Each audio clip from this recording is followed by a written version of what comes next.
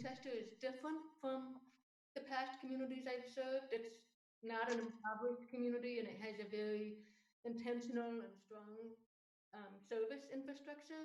Um, I think there's still significant vulnerabilities, particularly among the elderly, and I'm very drawn to the COA's mission to promote the health and well-being, the economic security of all of Winchester's seniors, and would love to be a part of their efforts to do that. Well, thank you so much for your service, Rebecca. We really appreciate your willingness to continue your work with the COA. We hear very good things, especially from Mr. Howley over there. So thank you. At this point, I'll take a motion to appoint Rebecca Dodge to new term to expire March 31st, 2023 to the Council on Aging. So moved. Second. I'll take a roll call. I'll take a roll call vote. Susan? Yes. Amy? Yes. Mariano? Yes. And Jackie? Yes. And yes, for me, it's unanimous. Thank you very much. And we look forward to connecting with you in the near future. Thank you very much. It's nice to see all of you. Thank you, Rebecca. Thank you. So the Sign off or stay. Is it okay if what should I do? oh, you can leave if you'd like. We yeah, please don't feel obligated to stay. Okay. All right. Thank you. Bye-bye. Bye. Bye-bye.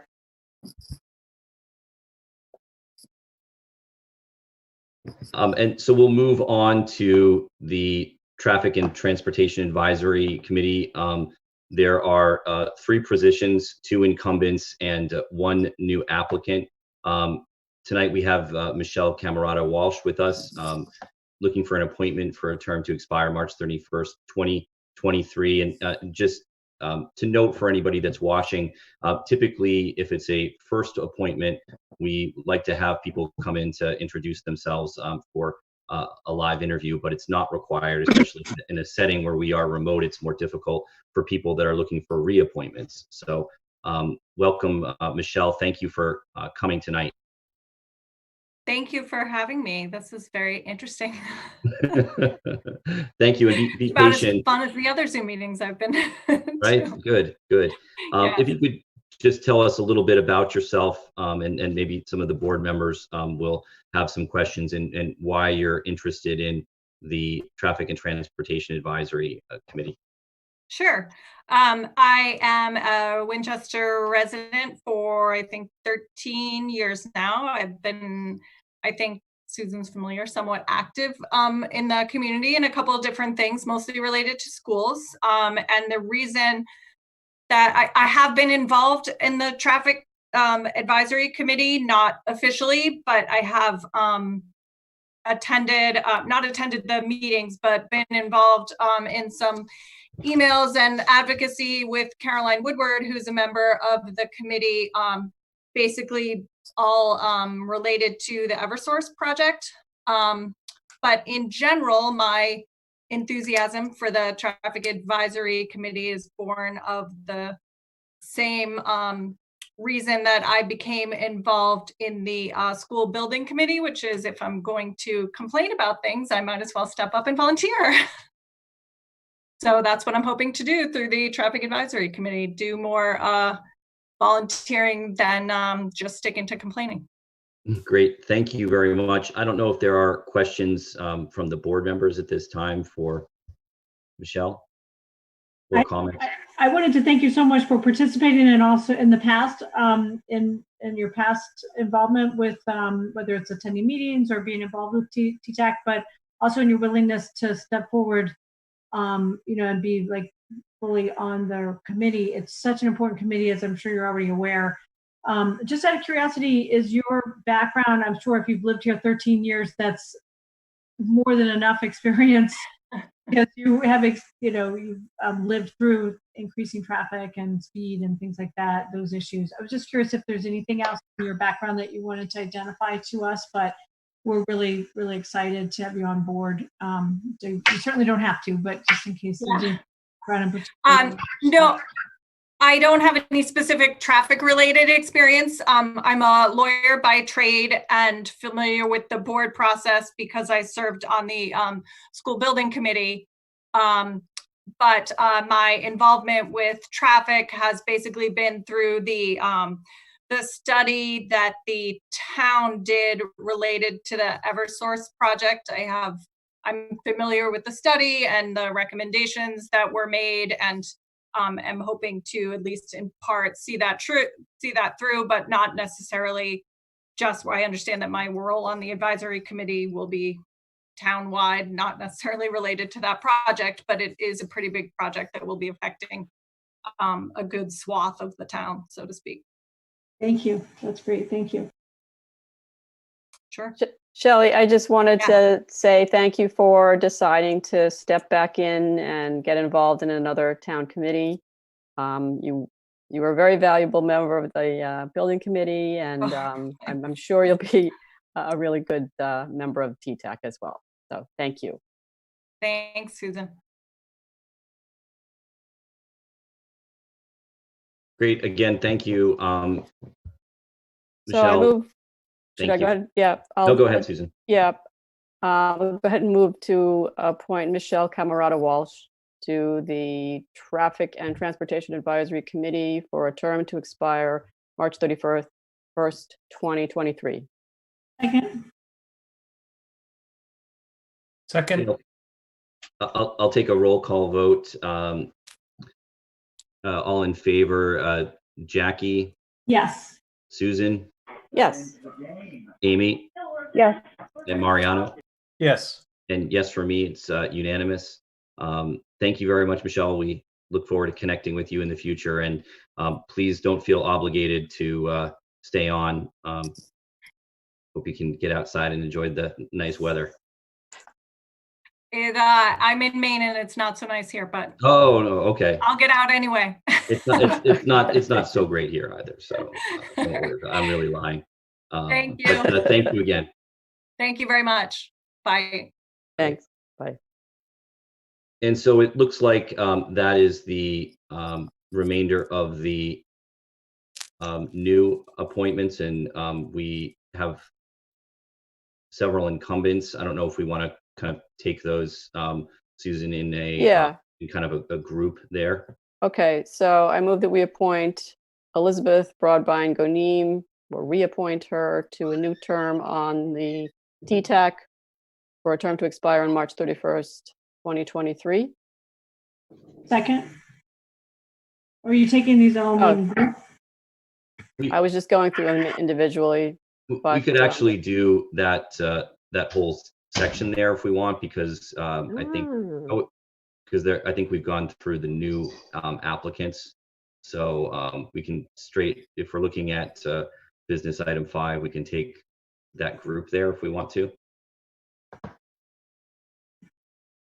Okay, so I move that we reappoint Mary O'Brien to the Board of Registrars, Edward Lamson to the Council on Aging, and Elizabeth Broadbine Goneem and Dominic Testa for new terms on the TTAC for new terms to expire on March 31st, 2023.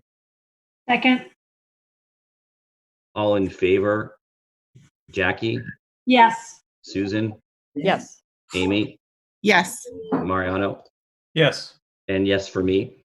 Motion passes unanimously.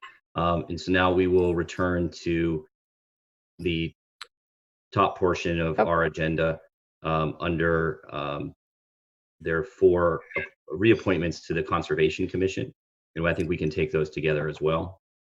Okay, so I move that we reappoint Kerry Layton and Zeke Nims to appointments on the Conservation Commission to expire March 31st, 2022, and Christian Mango and David Miller be reappointed to the Conservation Commission for terms to expire on March 31st, 2023. Second. I'll take a roll call vote. All in favor, Jackie, Yes. Susan, Yes. Amy? Yes, I just wanted to say, I thought the first two we had already done last time, but I could be wrong. I remember those names, but Yeah, maybe they actually were on our agenda, but we had to move them just for to align Okay. with the notice period. Got it. And so Okay. we just decided to kind of take them all together as they were reappointments. So Okay. sorry. No Sorry. problem. No, that's fine. No, it's a good yes, question. I'm yes. All right, thank you. Mariano? Yes. And yes, for me, the motion passes unanimously. Thank you. And so we'll move back to the top of our agenda. And I'll at this time ask if there are any matters from the audience that are otherwise not included on our agenda. Seeing none, we will go to the town manager's report and comments. So Mike, I've got two presentations for my report. I'm wondering if it would just be good to go ahead and do the 5 points development now that Art is here. Sure. So we'll move to business item 2 for 5 points development. And I don't know if you or Art want to provide us with a little bit of background on that. Do you want me to? Yeah, I think you've had the latest exchange with the other party. So maybe perhaps since the last meeting, you can kind of give the results and the flavor of those meetings and what we're doing right now. Sure. Sorry to have to come back to you with this matter again. I hope we're moving toward a resolution on both the issue before you tonight, which I'll get into in a second, and the issue before the planning board, which is the negotiation of the tripartite agreement. Just for your information, I have scheduled a meeting a phone meeting tomorrow morning with opposing counsel to try and hash through the last draft. And I hope to be able to present that to the planning board next Tuesday, the 12th, for their signature on the tripartite agreement and related documents. That hasn't been an easy path, but that's not before you. And I've taken pains to keep this issue that is before you and the tripartite agreement separate, so that there's never an accusation that the planning board was overstepping its authority or conditioning the tripartite agreement on something that it shouldn't be. So the really freestanding issue. This is the development agreement, which had a reimbursement schedule for 1/2 of the Highland Avenue drainage costs. The project fortunately came in at about 190 or 180 instead of 340 was the estimate by VHB. Craig Miller, the developer, and the other side on the land swap and zoning issue that came before you 2 years ago, agreed to pay half. So his share went down to 90 and change instead of 170, which was anticipated. So that's good news all around. The problem is, in the development agreement, it was contemplated that he was selling houses, that he was building and selling houses on this 5-lot development. He changed his plan for whatever reason. He's just selling off the lots. The development agreement said he would pay his half of the drainage costs upon the sale of the second house, or May 31, whichever was later. And you recall that was not the most felicitous drafting, but he was saying, what if I don't sell the houses? I can't be bound to that date. Anyway, now that he's selling lots, that provision is really not irrelevant unless we wanted to go to great lengths to enforce it and reform it, et cetera. It's none of which is worth it, because he will pay. So the current deal is that he pays $18,000 and change upon the sale of each of the 5 lots, whether individually or in groups, in whatever order. And he's agreed to do that. You wanted an outside payment date of May 31, converting really what was the later of the dates in the previous development agreement to an earlier of the dates system. He didn't want to do that. We tried for June 30, which is the end of the fiscal year. And he just doesn't want an outside date. He does have buyers. He is consistently represented, and his attorney has represented. So he hopes to close as soon as we get the tripartite agreement done with the planning board, which means I do hope that you will get paid in May and certainly in June. But he didn't want an outside date. So what I sent up to you today was the same agreement as you saw last time, 18,000 and change per lot, but with no outside date. I simply struck that sentence of the operative paragraph, which was paragraph 1.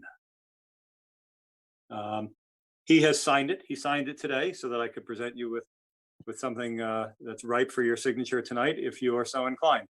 If you want to push back on the date some more, we can do that. My recommendation is just to get this one done, focus on the tripartite, and you'll get paid when he sells the lots.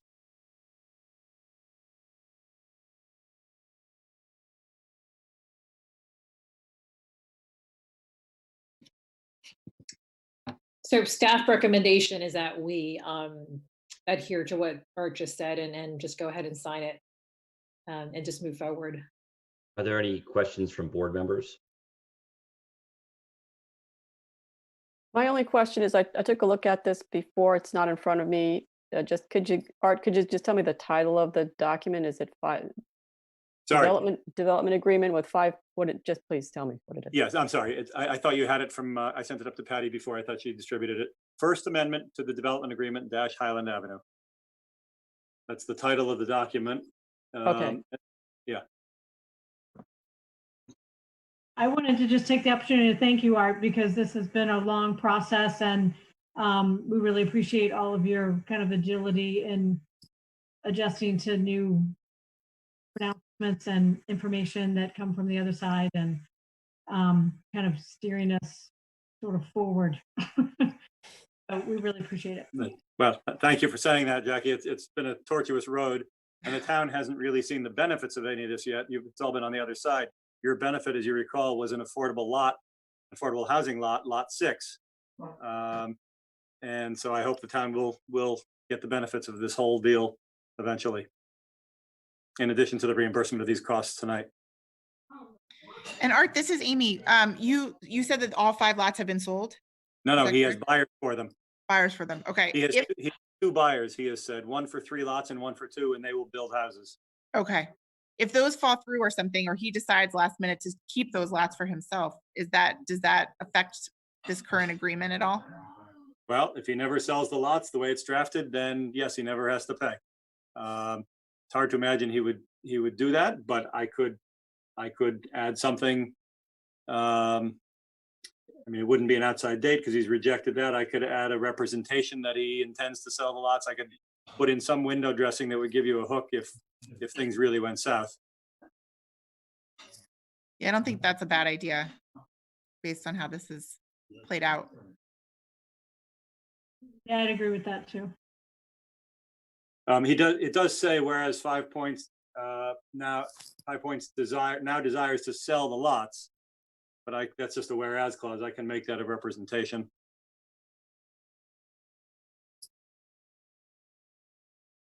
Would that be enforceable if the lots are not sold? Because I mean, we have the same problem right now, right? Where we thought he was going to build houses, so we put May 31st, or whichever is later, and we can't enforce anything right now. What I just suggested would really be enforceable only if he didn't currently intend to sell the lots. If he intended to keep them, then there would be a misrepresentation. If his sales fell through and he changed his mind so that today he does intend as represented, and then he decides not to, it would not be enough to do that. We could put in a long outside date. I mean, I could say December 31. We could pick something that gives you some long range outside protection. Even though I said he wouldn't agree to an outside date, one that's that far out, maybe he would. So the representation I suggested wouldn't do much for you. It would do a little. It would make him fear that if he didn't pay, at least you'd have some hook to go after him. But I can try for another outside date. I'm not sure I can think of any other way to do this. So Art, we would have to add that to what he's already executed, and have him re-execute the First Amendment? Yeah, re-execute or just initial the change, sure. Okay.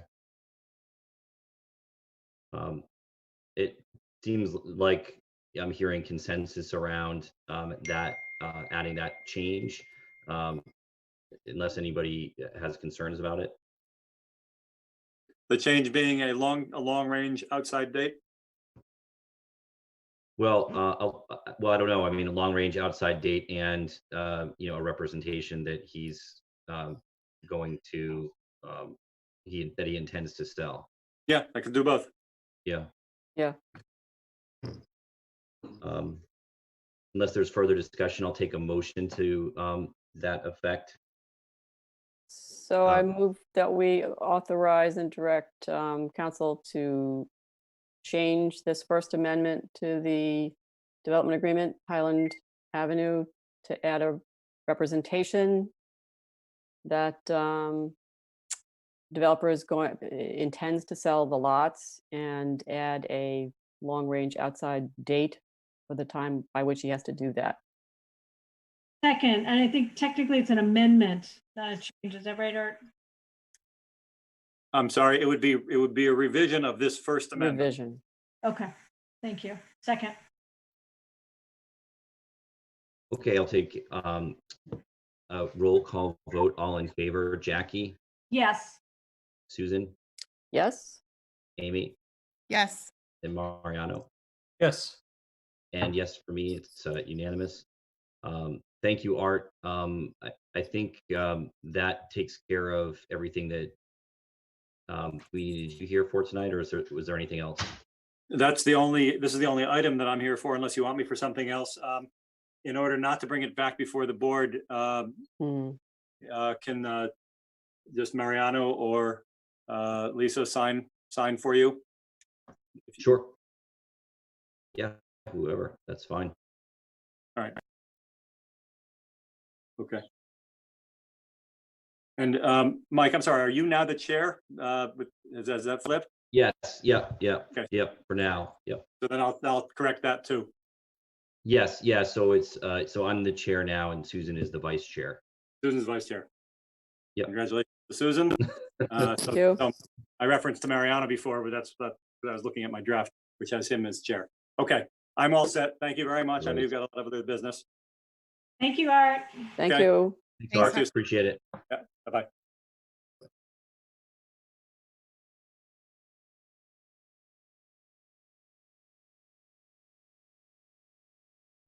All right, Lisa, where do we want to go next?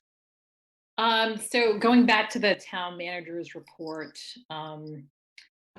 there are, we already went through the appointments. I wanted to share two things. I discovered that my computer has some very strong firewalls that I keep having to push through in order to share things. Otherwise, you keep seeing a picture of Selena. So do all of you see something entitled Winchester Employee Reopening Survey? Yes. Yay, all right. So I put this out last week. So let's see, 117 respondents. Okay, so what's really interesting about this link is that, so 117 people have responded, but if 3 more people responded since I last opened this up, half an hour ago, it actually will repopulate and change the results. So it's kind of like a real-time results that I'm going to close today. So this might change slightly, but with 117 employee responses, it's a really, really good response rate. So we have a good idea of some of the things that the employees are thinking about. So to put this in context, the governor has delayed the stay-at-home advisory for another 2 weeks. So I think the earliest we would look at any sort of phasing in of reopening, which is a very broad term, would be the 18th. So in the lead up to that, we're doing a number of things, including the survey. So we're having discussions with various departments. We're working with facilities in terms of some of the physical improvements we can make. I'm working on some of the policy changes. We're trying to get a sense of how much personal protective equipment might be available for staff and for the public. I'm talking with other communities about things that they're doing so that we can be somewhat consistent. And then doing things like this survey. So this is a very visual representation of just kind of give you a flavor of what we're talking about in terms of reopening, and it maybe spark some conversations and some ideas that you might have. So just to go through this, to get a sense of who the primary respondents were, over 60% were office workers. 2 were outdoors, 2 primarily did inspections, so they're in people's private locations or businesses. 35% were other, and then I had actually asked them to specify. So pretty much this other category was mostly the library employees, so still an inside building setting, but obviously the library is very different makeup from, let's say, the DPW business office or town hall, right? It's different in the way that it's set up. So that's primarily who the respondents were. And then the first general question was, will you wear a face mask at work? So you can see that almost 80% of people said yes. Only 2 people said no.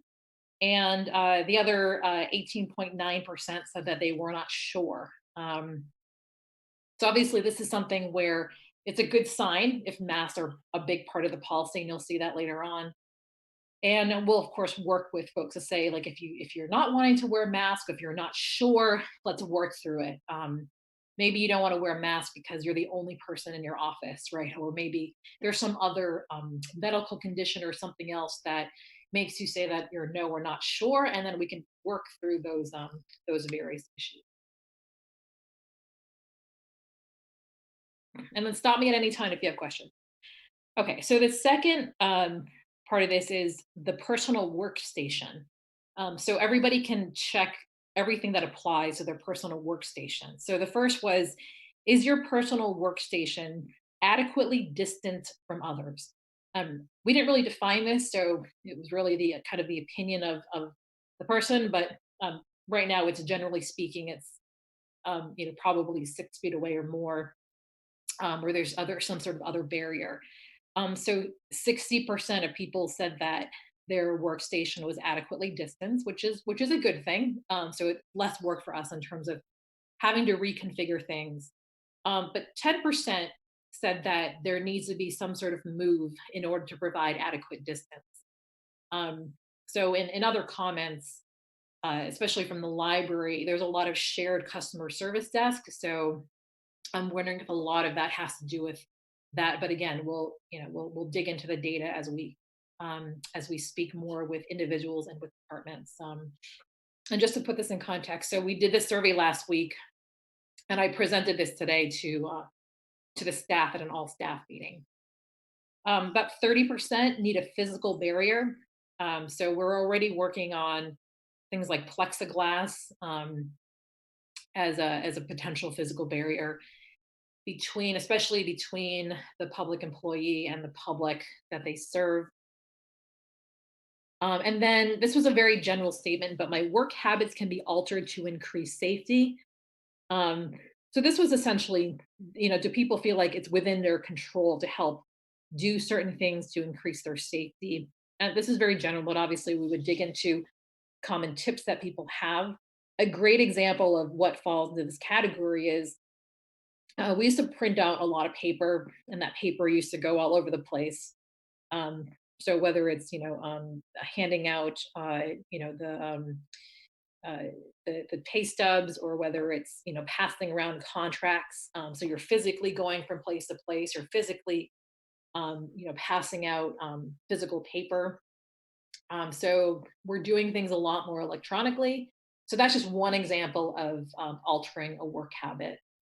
It could be that certain tasks are done at different times. So these are just some examples of things that we could do.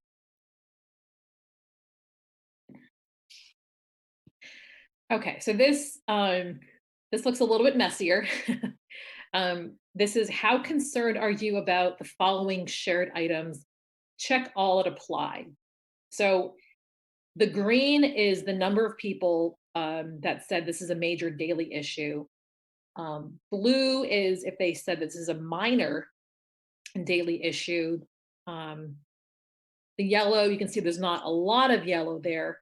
It says this needs more funding. The light blue or aqua says this needs a policy change. And the orange says that this is okay as is. So if we look at the things that constitute a major daily issue, we're looking at things that are shared, very, very much shared, like the customer service desks, bathrooms, and doorknobs. So we have to rethink these things. So some bathrooms, we've sort of taped the, we basically like sort of taped it open so that you just have to push it, or you can pull it with your elbow rather than having to put your hand on a doorknob or a lever, right? So that's one example of things that you know that we are doing, but we're going to have to really rethink that through and think about every doorknob, whether we have separate entrances, whether we need gloves, whether there's there's Clorox wipes that are nearby. So there's a lot of these things that we're going to have to really rethink when it comes to sort of doorknobs, bathrooms, and customer service desks, or the frequency of cleaning, the types of supplies we need, whether things are designated, you know, for certain people. I mean, we're, like I said, we'll have to work through all of those things. So phones, fax machines, copiers, these are things where, you know, maybe through some changes, like, so if phones are shared, you know, perhaps we just get more phones. I don't know if it's, I don't want to make IT's job that much harder, but maybe it's just as simple as just getting more phones and having people not share phones, or designating people to, you know, use phones in shifts. Copier machines, part of it is not only cleaning it, but using it less. So is there a need? I know Patty and I are using the copy machine significantly less with the virtual meeting. So that's perhaps a policy change. HVAC systems. I think I mentioned before that we're looking to get some environmental HVAC consultant to come in and take a look at the buildings and give us their take on what we need to do to either change, alter, or fix our HVAC system so they're not a cause of spreading things, but that they're deemed to be safe. Vehicles are pretty low, partially because a lot of the people that are responding to the survey are not using vehicles, and those that are, there already are some safe practices, for example, rotating vehicles, sanitizing them, and so on, but we'll still dig into that a lot more with staff. Tools or equipment, sort of same thing. We have to go more in depth to figure out exactly what kinds of tools or equipment people are concerned about, and how to make sure that those are kept safe as well. Just pausing to see if any questions so far.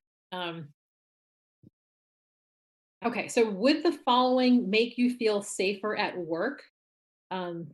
Only answer, so it was presented as a row, and obviously you see columns there, but it was only one answer per section. So these are various possible solutions for keeping people safe, and the higher the green is, means that more people think that it's going to make them safe. Blue is the same, yellow is less safe, and then the aqua is not sure. So if you can see, there's a lot of answers that are, you know, like near 70% or higher.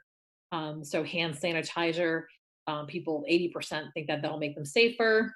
Limiting like certain offices, or having limits to the public, whether it's hours or physical spaces, that's close to 90%.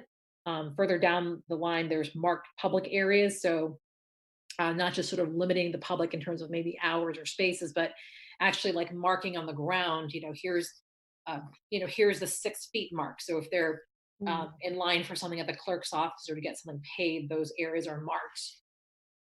Installing barriers, almost 70% so that they felt that would make them feel safer. Masks. So almost 80% said if the workers, employees wore masks, that would make them feel safer. Almost 90% said that if the public wore masks coming in, that would also make them feel safer.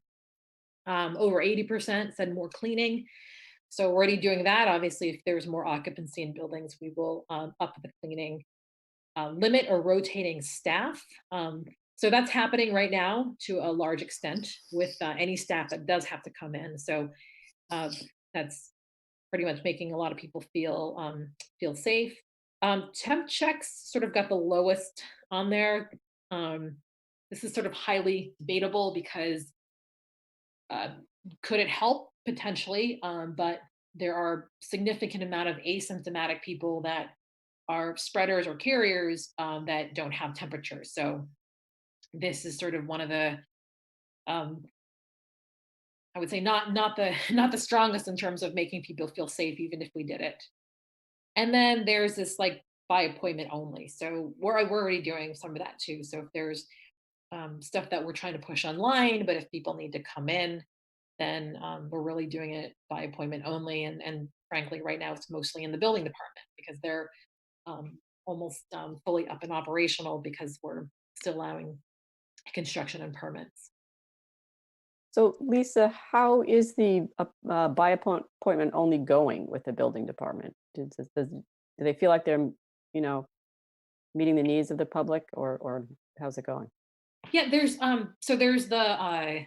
there's sort of the office part of it, and then there's the inspection part of it. So I think the office part of it, we've been able to figure out. So that's a little bit easier because we have people leave stuff in a box outside. Yep. So there doesn't necessarily have to be an interaction. People are coming to us versus us going to them. The inspection piece is a bit harder. So we're still, as much as possible, we're not doing the kind of in-person, in-house inspection. So before, I don't think we did anything like by photo, right? So if you did something, I don't think we would look at a plan or photo. I think there would be an in-person inspection. Now, we think twice about doing it. So I know there's less of that sort of in-person inspection, and that part, I haven't heard that has been an issue, like that hasn't slowed anything down per se, that hasn't changed the quality of the work that's being done. So I think it's going okay. Okay, thanks. Okay. This last question is, when would you feel comfortable with reopening to the public? So so this is pretty loaded question. And I gave sort of two sort of stark examples. So one is who would feel comfortable opening it up, what I call the soonest, because I don't see us opening up before the governor's stay-at-home advisory is lifted. So if the stay-at-home advisory is lifted on the 18th, we certainly aren't going to reopen sooner. If it's extended however long, I don't see us reopening sooner than that. So my feeling is that's the soonest. So 42% think that that's when they would be comfortable reopening. Slightly more people than that feel like a period of 60 to 90 days after the stay-at-home advisory is lifted, and it's reopened in phases. So it's kind of split between the two. The comments were mostly either somewhere in between. So not the soonest, not 60 to 90 days. There's a lot of 30 days, 45 days. So kind of splitting the difference. And then some of the other comments were, who knows? How can we know? It's, the science has to tell us, or, there should be some sort of other, safety recommendation that's unrelated to the stay-at-home advisory. So how I would view this particular answer is, I would say, this is basically my way of telling employees that we're not going to do it sooner than the governor's stay-at-home advisory. So that was sort of one major message I was sending to the staff. And the other was that we are looking at phases. No matter what, there's some sort of phase.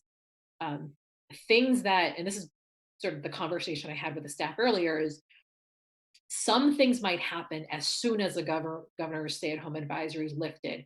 I said an example of that is, the library is looking at curbside service, right? So it's expanding services, but it's not reopening a building. But that's one thing that could happen.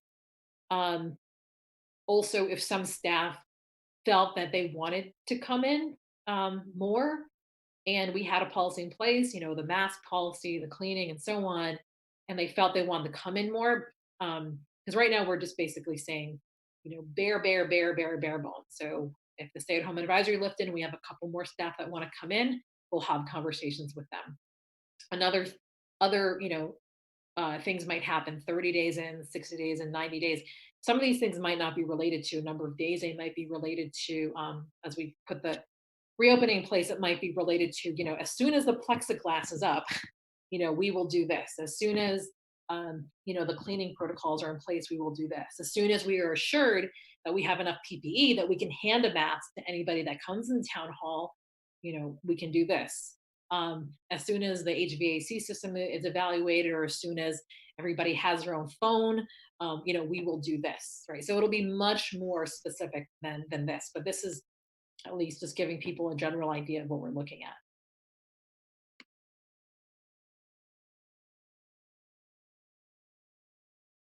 Okay, so there were dozens and dozens of comments at the end, and I wanted to just put 4 comments that I think really drove home what a lot of the comments were saying sort of throughout the document, and things that we are definitely considering. The first comment is, much of the survey does apply to all departments, but every office has its own unique concerns and issues, and each needs to be looked at individually. What works for one may not work for another.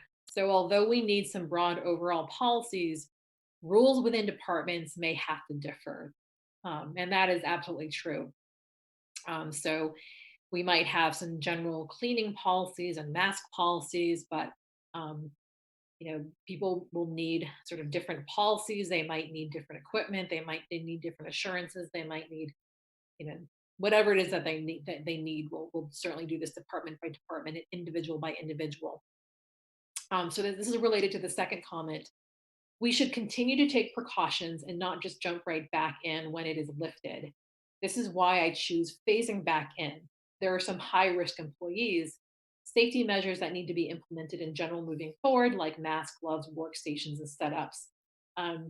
So obviously we want to protect people's HIPAA rights, but the high-risk employees are not uniform across departments. So there might be one department that we might say, yeah, this is really easy to reopen, except that there are some high-risk employees. So there are some different kinds of considerations we need to keep in place. I mean, as much as possible, I think we just need to assume, how do we create safety measures, to a higher and higher level of potential risk. So we'll do what we can. And obviously we, I did invite staff. I said, a lot of this is highly personal. So if they feel comfortable contacting HR, their department head, myself, we will work with them as best we can on their individual situation. Okay, just 2 more. Most of our department has been working successfully from home. One person has been working primarily from the office. Other staff has attended meetings at the office or in the field as needed. So far, we've been able to effectively manage office needs and our ongoing projects in this manner, and could see extending this as needed after the governor's stay-at-home order is lifted to minimize the number of staff in our office. So this comment, I feel like, applies to a lot of offices in town hall. It's actually very, just want to, thank our staff for all their help in working from home, so that as much as possible, the public doesn't see a discontinuation of services, and haven't gotten too much complaints things seem to be getting done. So, we could, if needed, this is one of the things that we would do, which is we would still look at having people work from home if that provides the most safety. Okay, last one. My primary concern is daycare. Daycare is closed until June 29th as of today. They wrote it on May 1st. The state emergency order could be lifted sooner than that. This would leave me in a difficult place needing to return to work full time. Before I have childcare arrangements, please take this into consideration when making arrangements for reopening. Thank you. Sort of a much more difficult one to figure out, but certainly if we can continue to phase services like we are likely to do over 30, 60, 90 days period, then we'll just work with different departments if they need to rotate staff in and out. And if part of that does include helping with childcare arrangements, then again, we'll sort of work on that as a department by department or individual. We'll kind of have a policy, and then we'll, try to make arrangements for those if that becomes a major issue and that can't be worked around. Okay, that was a lot of information. Any questions or comments folks have on this? I have a quick question, and maybe it's sort of addressed in some of this, and so I apologize if I'm asking something that's already been addressed. But as far as the phases that were referenced, are there considerations about certain days, like having days only come on some days, while others come on other days, just during kind of a phase-in period or something along those lines? Yes, so there'll definitely be consideration of rotating staff. I think that's probably the best way to put it. And we do that now. For example, the DPW has 4 main clerical staff, so 2 on DPW and 2 on water and sewer. So they rotate in so that there's coverage for DPW and water and sewer.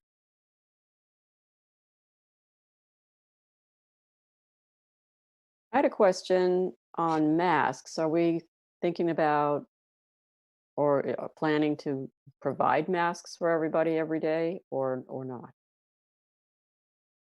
So that's part of the thinking. Yep. So like DPW just got a donation of 2,000 masks, which is awesome. And we've been getting pretty continuous donations or been able to request from MEMA PPE for public safety. So what we're trying to figure out is how to not take away from those who can't stay at home. Mhm. So like we wouldn't take the 2,000 masks from DPW. So we would say, is there, first of all, is there readily available masks that we can get that we can distribute to the public? Can the staff, afford to have like the more permanent kinds of masks so they can just wash at home, right? So that we definitively know, like, okay, if we each issue them like 3 masks, and we know that they're covered for the week. So it's not a sort of a question about whether that exists. And then if we're getting temporary masks, then can we just keep those available so that when people are coming in, we can give it to them. So if we find that masks are readily available, then I think we would be more considerate of letting more people physically into the building. But like, I'll just go to the other extreme. If there was no masks available, Yeah. we would say, yeah, we might just do curbside, and have more distancing there. Okay.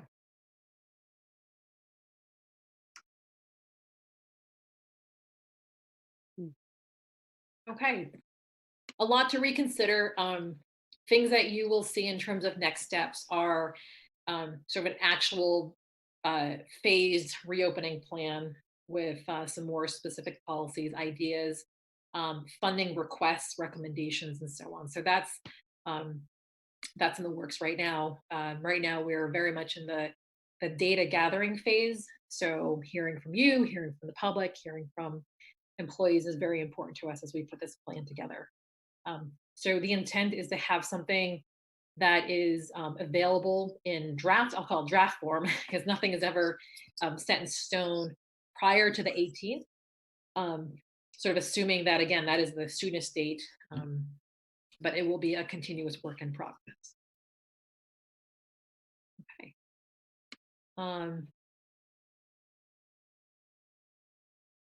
So the second part of the presentation is the budget forecasting tool. Does everybody see the budget forecasting tool? I do. Scared? Yep. Okay, 2 for 2. Yes.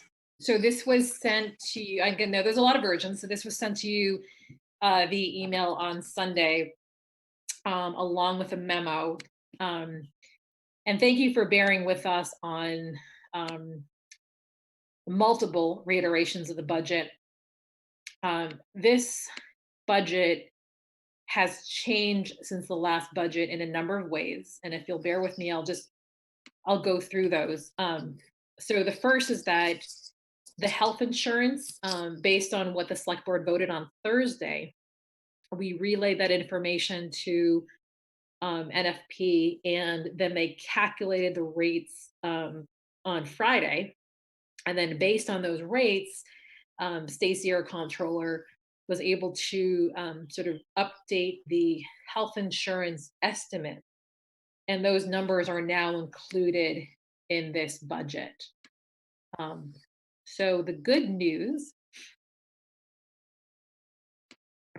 is that in my original budget, we had an overall 6% increase, or $12.37 million. And with the latest figures, it's 12.15 million.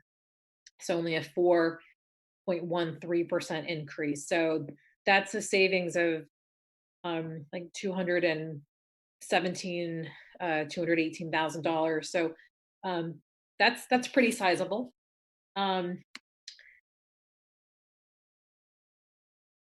Some other things that have changed is Cherry Sheet State Aid. So this number has been highly variable. The original estimates were 11.5 million. So our latest estimates are that it's 10.3 million. So a reduction of about 1.2 million. So here are the, hopefully you saw me switch tabs, but this is the cherry sheet that shows in column B the numbers from this current year, 2020. The second column C shows the governor's budget proposals, and then it shows, I just put Lisa's estimates, but the estimates that we assumed for each of these line items. So chapter 70 is a 5% reduction from fiscal year 20. It's actually an 8.8% reduction from the governor's budget. This is, so the last conversation I had with the school department is that they believe that the absolute worst case scenario for chapter 70 is a 6% reduction. And they think that it potentially could be level funded, even to the governor's budget. So I thought, just to be fairly conservative, a 5% reduction from fiscal year 20 seemed like the appropriate number to put in. If it's if it's a more significant reduction, then there are a series of things that we're prepared to do. So for example, that even though things are budgeted, we're still going to have kind of a temporary freeze on some new spending, just for a little bit, to see what the final figures are going to be from the state. And then various line items are level funded. So like charter tuition reimbursement, veterans, elderly, state-owned land, those make sense to level fund. Unrestricted general government, 20% reduction from fiscal year 20. Kind of a kind of a wild guess here, but most of my colleagues were all kind of saying, yep, 20%, maybe 25, but 20%.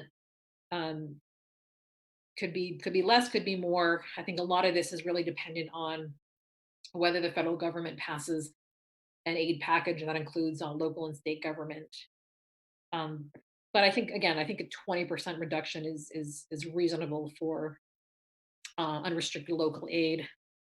Then I level funded the aid to public library, so we're down to last year. Let's see, it was 1.7 million for unrestricted general government.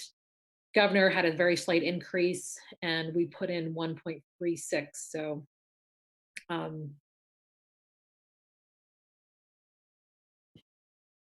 So going back here,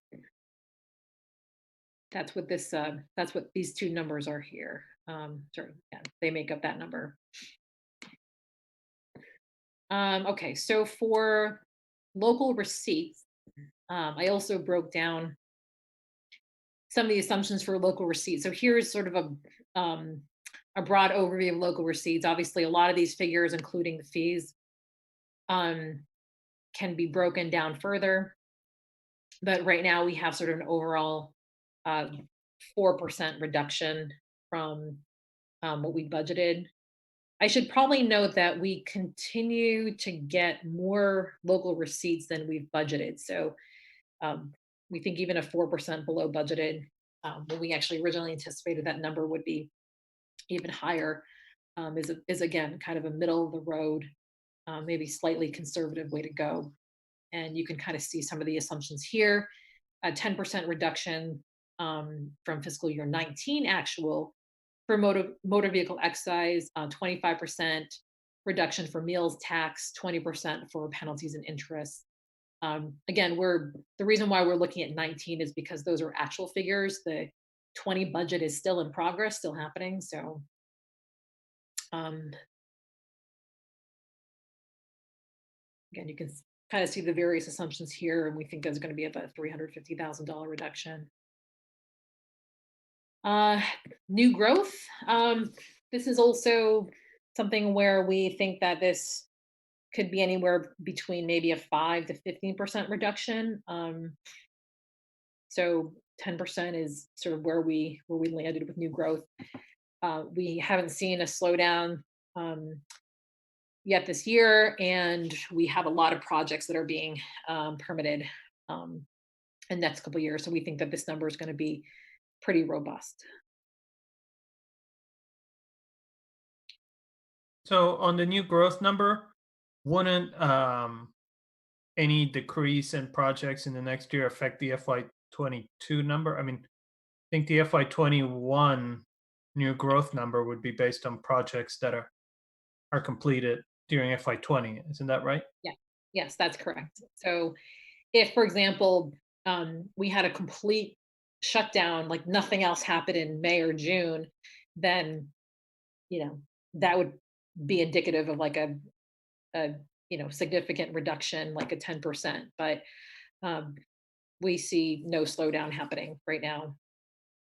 Yeah, I mean, construction appears to still be going on. So I think, yeah, hopefully we don't see 740. Hopefully we see closer to 800.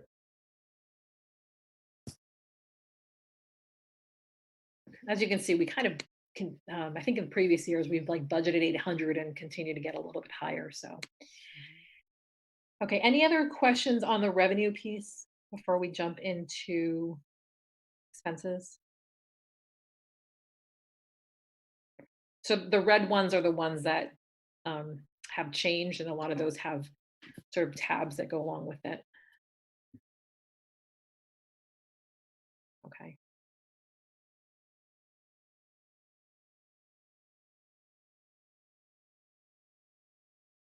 Okay, so the expenses have been highly variable in the various iterations that I've given folks. So just to warn you that they look different in every single model, because frankly, everything was based on an estimate of revenues, and we just, we kept trying to figure out what the revenues are, but we feel much more solid about the revenues right now than we did in previous models. Obviously, we'll continue to feel more solid as we get more information.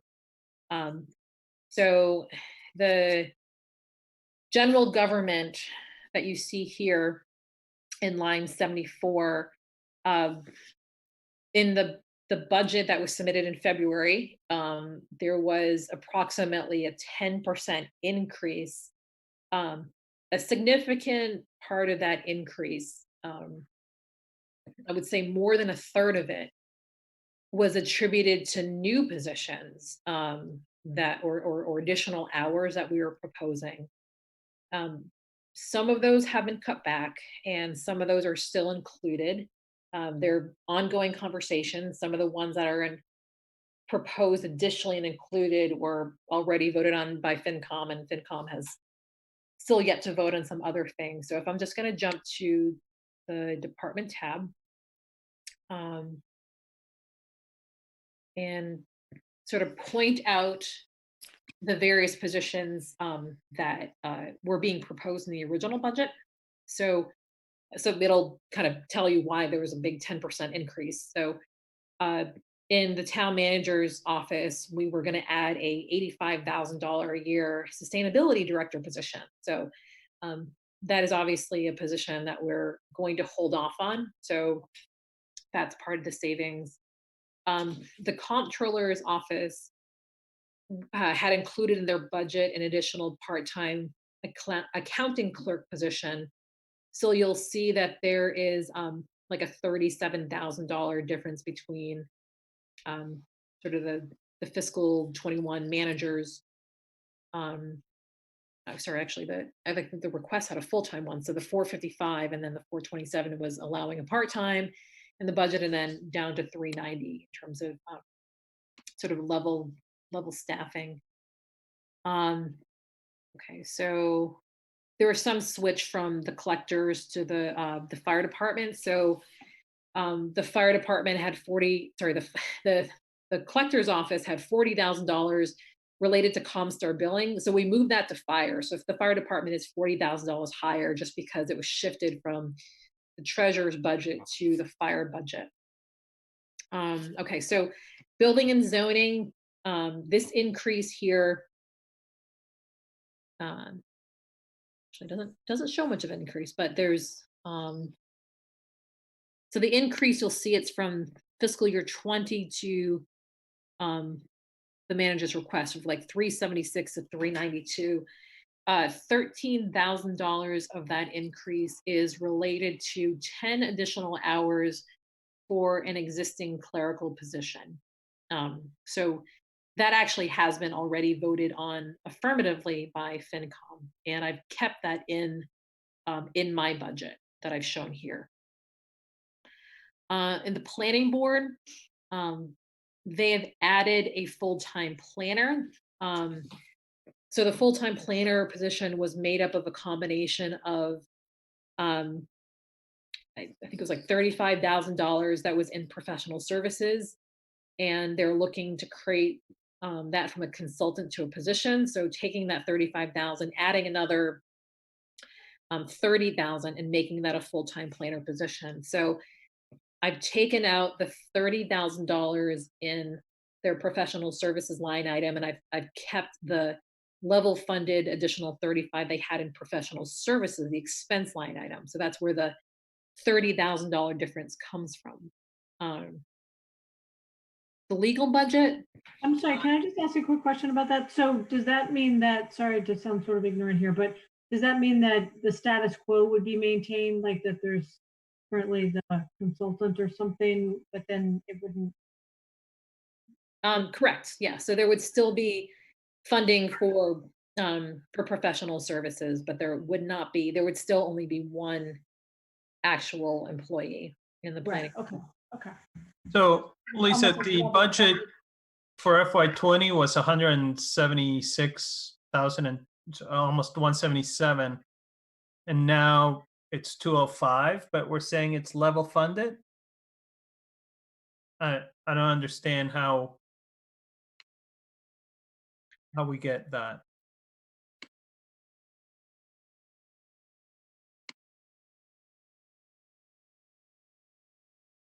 So if I let me go back to, so what I think I did here is there was 35,000 for master planning that was outside of the budget. Sorry, this is 45. Is this year?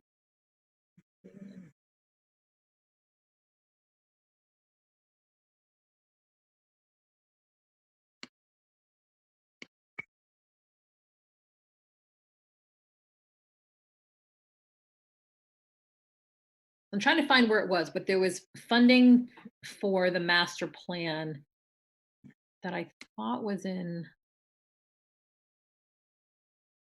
outside of the budget that was shifted over.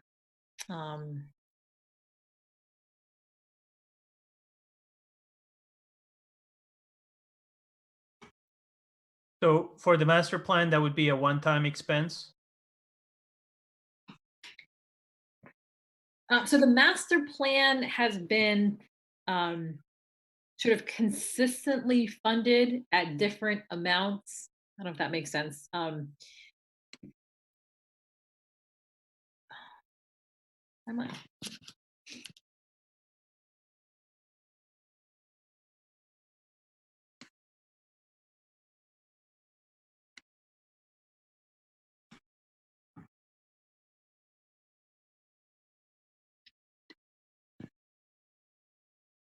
Well, I have to figure out where the master, because I know we funded the master plan in this current fiscal year that we're in, because we're finishing it up right now.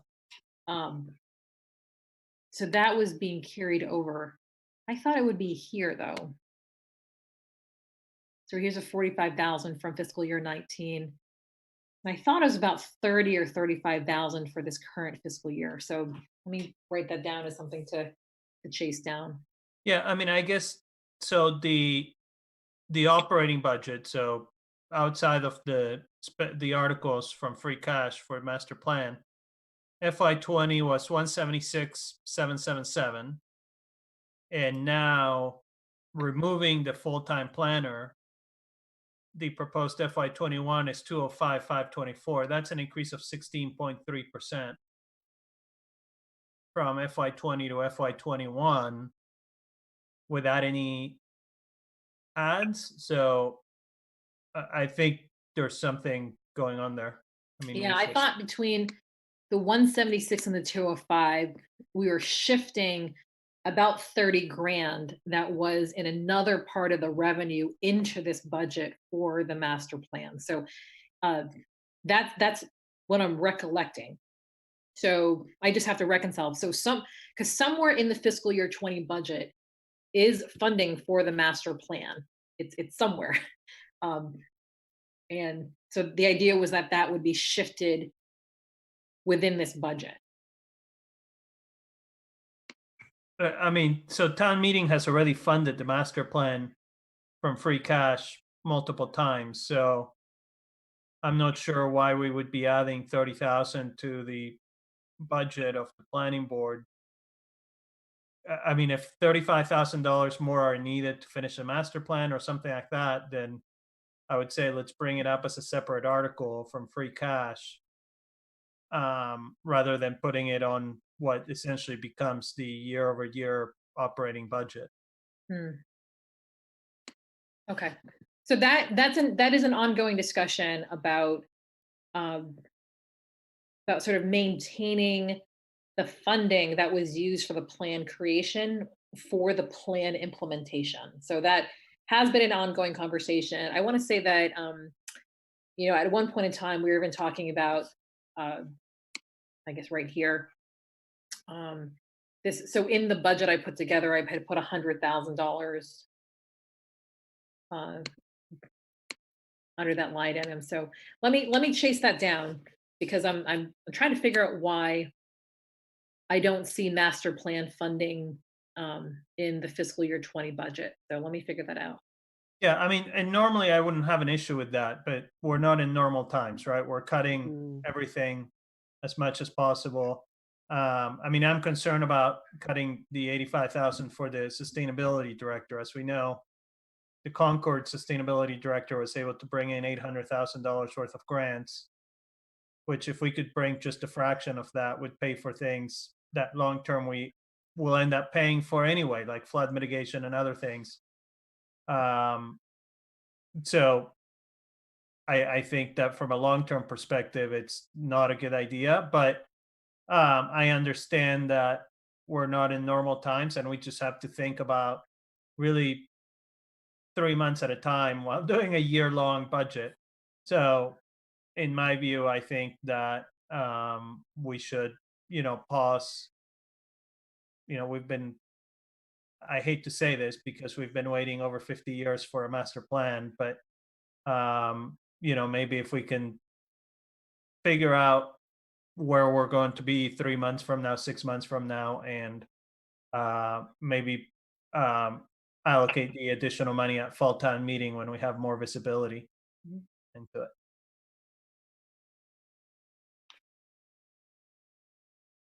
Yep, no, all valid points. And we'll discuss this further when we discuss the warrant articles. There's some things I'm struggling with, whether we should keep them on the spring town meeting warrant, consider them in a fall town meeting, like we have more information. So the sustainability director position could be something that we could discuss at fall town meeting and say, you know what, we're in much better shape, and we do believe that this position will be able to fund itself in future years. So let's make that investment of, half a year and go from there. But yeah, I mean, lots of variables. Okay, so I'm just gonna keep going, guys. Can interrupt me at any time. So legal has been increased from 400,000 to 450. I think Mariano, you were at the same FinCom meeting that I was at when we were requesting for more funds, like we usually do, sort of mid-year. And there was a strong sense from FinCom that they wanted us to increase the legal budget to be more representative of, the actual expenses. So 50,000, I think, is a good incremental increase for now.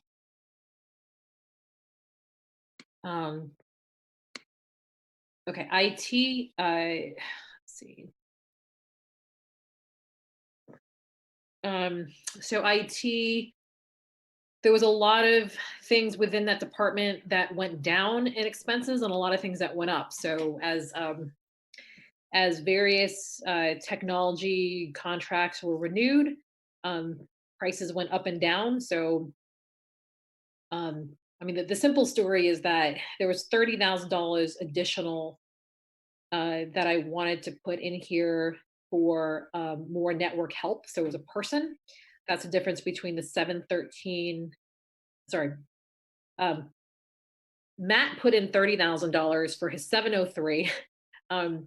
The HR director and I looked at the salary scale, and we said for the position that he wanted to hire part-time, the salary scale is such that it needed to be a $40,000 position. So I was the one that added the 10, and then so I'm recommending that we take away that additional funding for network help, but then keep a little bit more for these other expenses that I don't know about yet.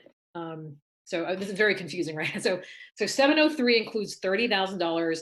I increased it to 40. So if you take away the $40,000 in network help, 703 would actually go down to 673. But I wanted to keep $10,000 in there, not for network help, but for, like, let's say we needed new phones, right? Because we need more social distancing. So I just said I just want to throw in $10,000 more in there just to have a little bit more in that budget. So my circular logic for IT. General services, the big increase here between the 124 and the 140 is because we went to a more expensive phone system. And the 190 is because we took phone bills out of individual departments and we lumped them here, which makes it easier to track and to budget for. Town clerk's office.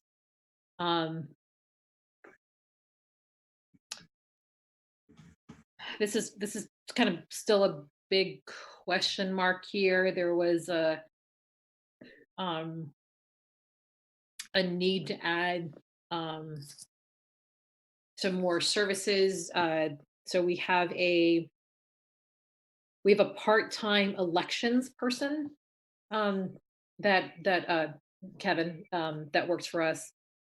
We're anticipating 3 elections versus 2 for fiscal year 21 versus 20, which means that we're looking for the additional voting clerical hours, and we're looking for various additional expenses related to mailings, related to like police officer coverage of elections. So that's the increase that you see here. Yeah, Lisa, at one point, I think you said that Mary Ellen was looking for $120,000 for additional funding because of the various elections. Is that what this is about? So the $120,000 first originated because I challenged each department to level fund to fiscal year 20. Okay. So for her to go from 517 back to 403 is roughly $120,000. The only way that she could achieve it is if she actually physically cut back on staff. So there was a recommendation. It was a series of recommendations. So one was save $20,000 if we were to have a town meeting warrant that reduced our need to do one mailing. So there was a, and I'm sorry, but I have a whole memo on all of this stuff. Okay, all right. There was eliminating one town-wide mailing, and then there was others that required state legislation. So if we had state legislation, we would have required less people poll checking, or I forget exactly. And then in addition to that, she would still have to actually physically cut back staff hours. Okay. So basically, we didn't, the warrant article that went to town, that was going to go to Winchester town meeting, already went to Lexington town meeting and got killed. Okay. So we were like, yeah, I don't think we're going to propose it at this point in time. The state legislature isn't too keen on taking up the legislation again. It's existing legislation that's failed several times. So there's no plans to bring it back up right now. So we can't incorporate those savings. And right now it's just not possible to. Okay. I can't go in and say like, we're going to reduce union staff. Like that's, there's a lot of work that's entailed in that. Yeah. So right now I'm just level funding. Okay, thanks. There's a citizens petition on the town meeting warrant about making permanent electronic voting at town meeting. Would the cost for that, are those included here, or would that be separate? Okay. That's separate. Okay, and so just, I mean, we don't need to have that number now, but for town meeting, we should, if we could have the town clerk tell us how much it would cost to do that. That way town meeting members can put a dollar amount to what they're voting for. Yep. So I would say as of today, the town clerk is still looking at various options. She's kind of narrowed it down to one that she really likes. And she's, I think, going to take a webinar later this week to see if she continues to like that option. So we'll report back. Okay, I'm sorry. There's a lot of information I'm throwing at you. So the library budget, they have a minimum funding requirement in order to maintain certification or accreditation and to keep state aid. Their budget at $2.046 million is approximately $21,000 above that minimum. Susan and I were at the Friday afternoon library trustee meeting, and I've since heard back after that meeting that they're willing to cut their budget by that $21,000. I have not included that cut in my budget, but FinCom is looking for like a list of recommendations. So, I mean, I'm just sort of giving them a whole list of recommendations, which includes that 21,000. Again, I'm trying not to include anything that is a complete surprise. So I'm trying to have as many conversations and include people as much as possible. So it's ultimately going to be, I think, their decision on when they vote on that budget. But we had a really productive conversation with the trustees about that. Lisa, what's the impact on the library for that cut? So I think what we were able to kind of discuss on Friday is that it didn't make sense to cut staff, because if you cut staff, let's say you cut staff by 21,000, you're then increasing unemployment by maybe like 10 or 11. If they decide to cut staff by, let's say, 100,000, and then spend the $80,000 in other things like new equipment or cleaning, then we would actually be increasing unemployment by like 50,000. So we'd actually have a net increase in the budget. So it was kind of one of those ironic things where cutting staff could actually increase the overall budget because unemployment doesn't count towards the minimum.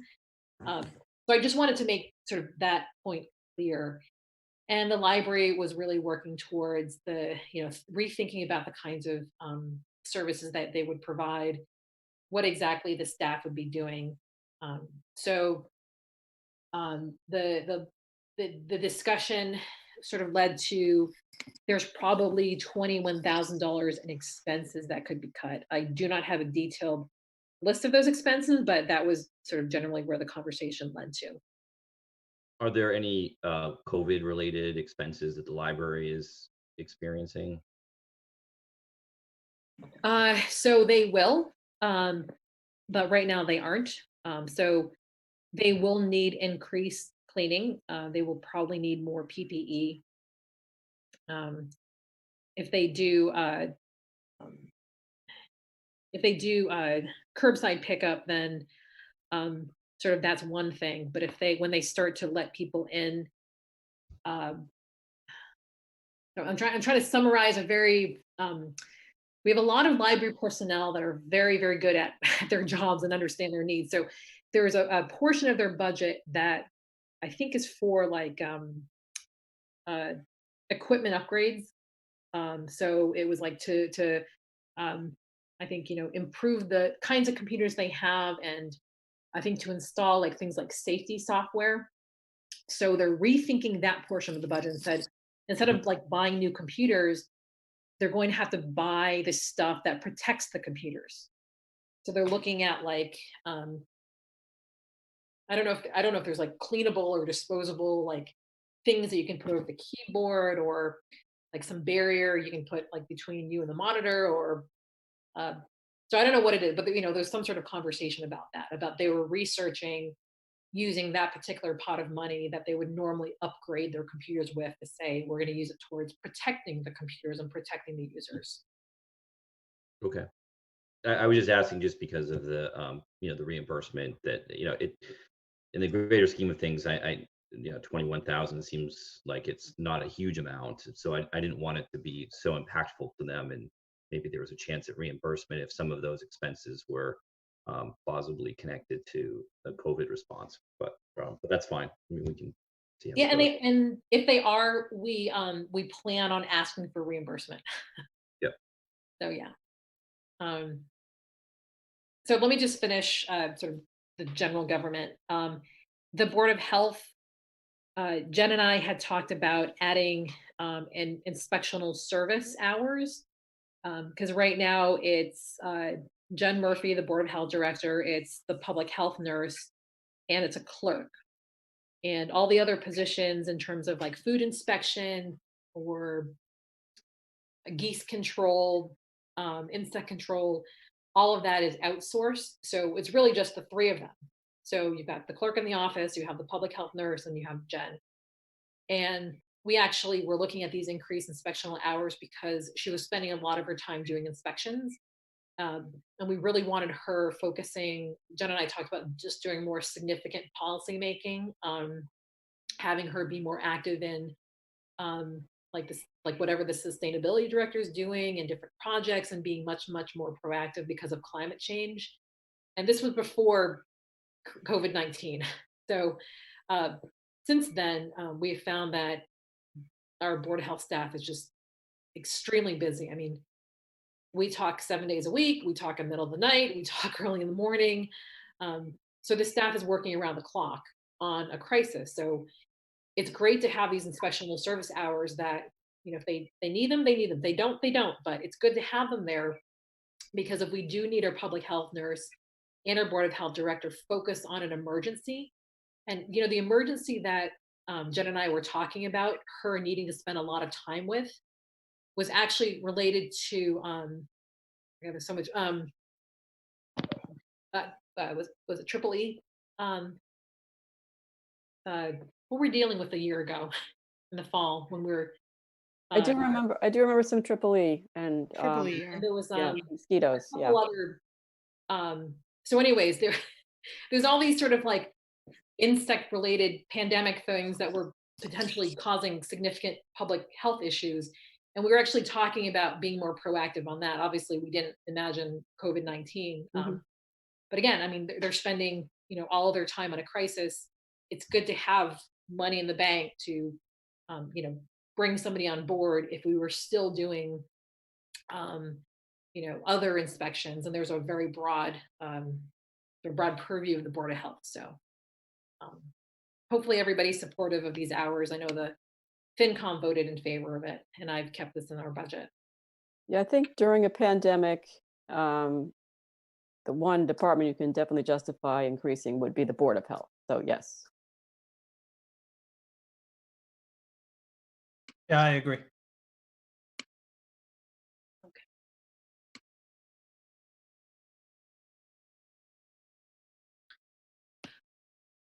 All right, so public safety, sorry, this is fiscal year 21. Okay,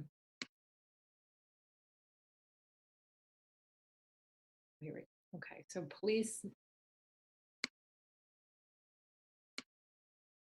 Let's try to get these on one page so people can see.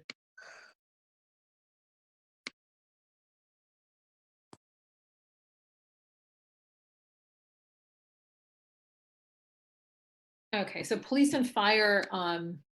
So these two budget figures are the revised budget figures. I think in one of the previous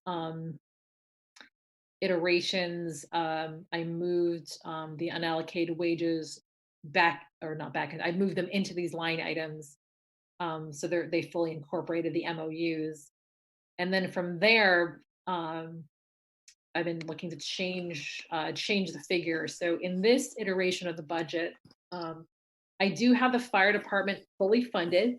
I have talked about a $305,000 potential savings or decrease in the fire department budget if we do not hire four firefighters.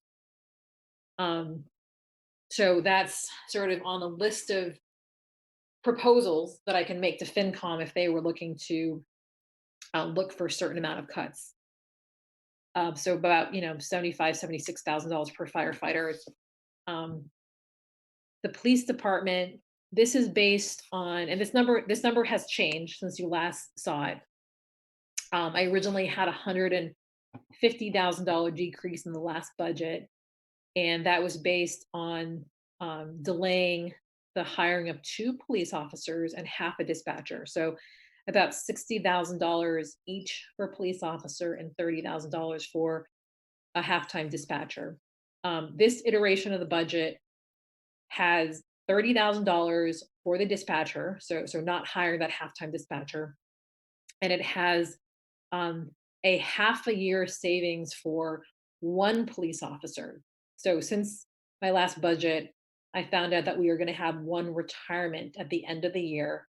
So assuming we don't fill that position, because we don't have anybody sort of in the line right now, then that would be an additional $30,000 savings. So that's where this $60,000 comes from. So we do have 4 officers that are looking to complete police academy, I think by June 30th. Those officers are in the police academy, but they only have conditional offers with the town if a position is available. So in previous iterations, I talked about potentially not filling 2 of those positions. So having 2 less officers temporarily, because one was originally going to be an additional officer for the schools.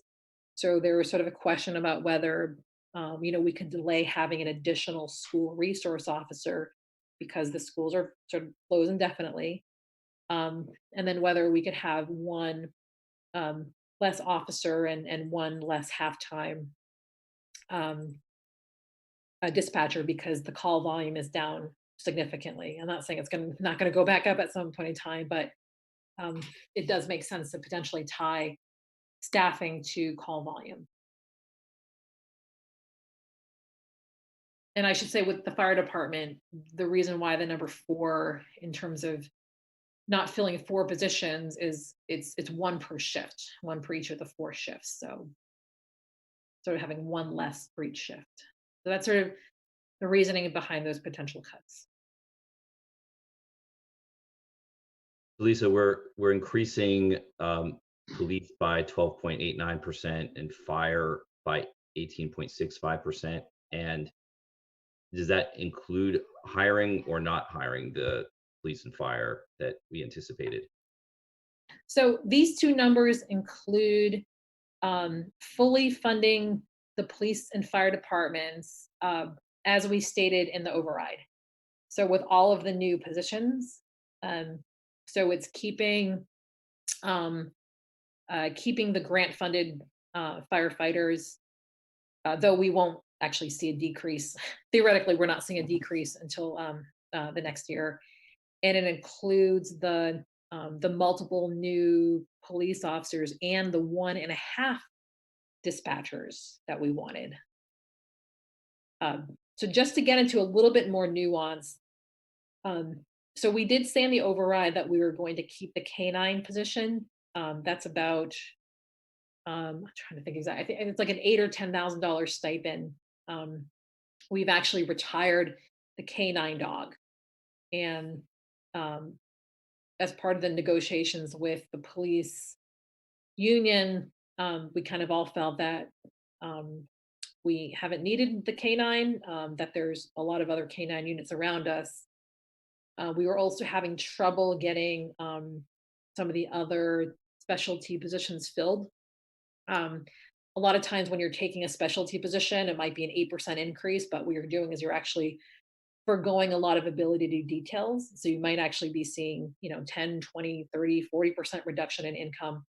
So we agreed to redistribute the K9 stipend to all of the other specialty positions and bump those up a bit.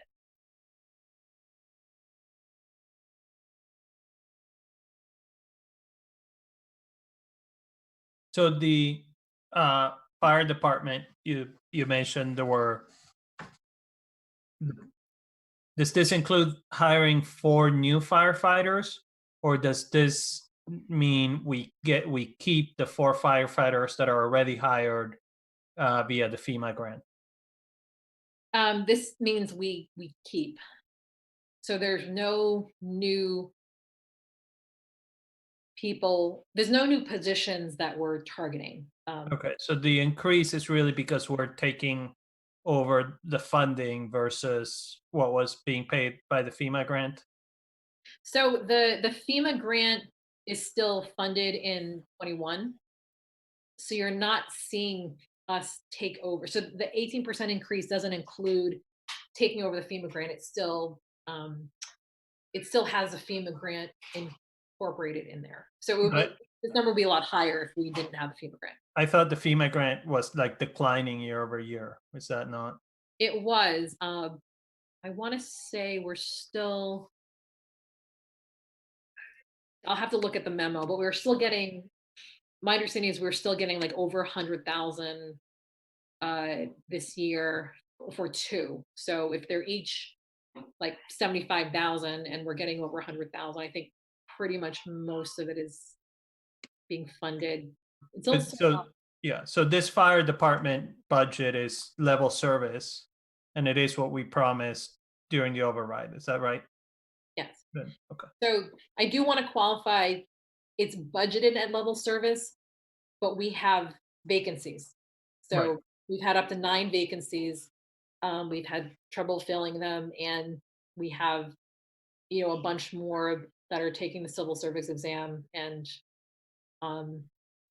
so right now the biggest issue in the fire department is hiring and retention.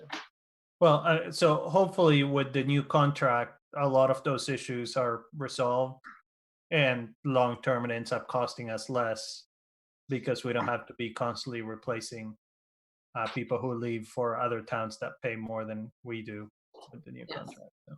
And it is very expensive to train them, to pay for the overtime while they're in training, to equip them, and then to lose them almost immediately. So it is a significant waste of money. Yeah, and I know that we don't see the savings right in the first year, which is tough to budget and say, and to budget the 15% increase and say, hey, we're going to save money over time. But I mean, I think we all know that we've been paying a lot more than we needed to. So hopefully that helps long term. So the biggest test for Winchester is going to be in September. September is when there's another round of civil service tests. So that will be one of the first indications if we lose people who take it and then transfer. And it'll also be an indication if people take it and then choose Winchester. So, I mean, we're kind of at a make or break when it comes to the fire department right now.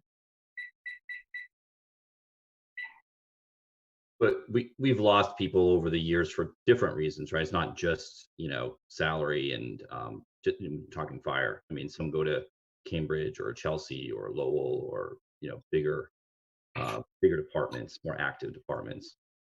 Yeah. But I would say that almost every single one of those cases, in addition to the various other reasons, they are getting more money where they're going. Sure. But I mean, I guess that, how much is a question and over, how much of a period of time? I mean, are the police and fire, I mean, when we're looking at these increases, if we're level funding, what are those, what's the 18.65% that we're looking at? What's that delta there? What's that increase? Well, I don't have the math right away, but I do want to take out the $40,000. That is the Comstar billing transfer.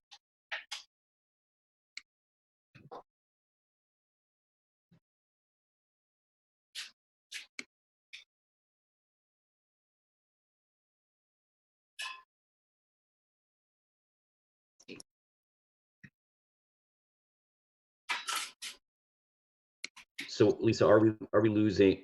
I mean, the 40,000 is not such a impactful thing for our conversation right now. So in FY22, are we going to be out of the FEMA grant completely? So we'll have another $100,000 item to make up.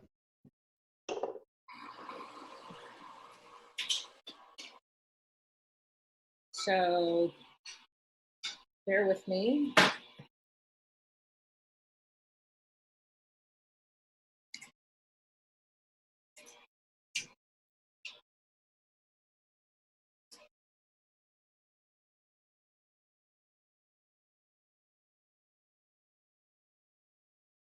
Sorry, that is my very noisy coffee maker in the background.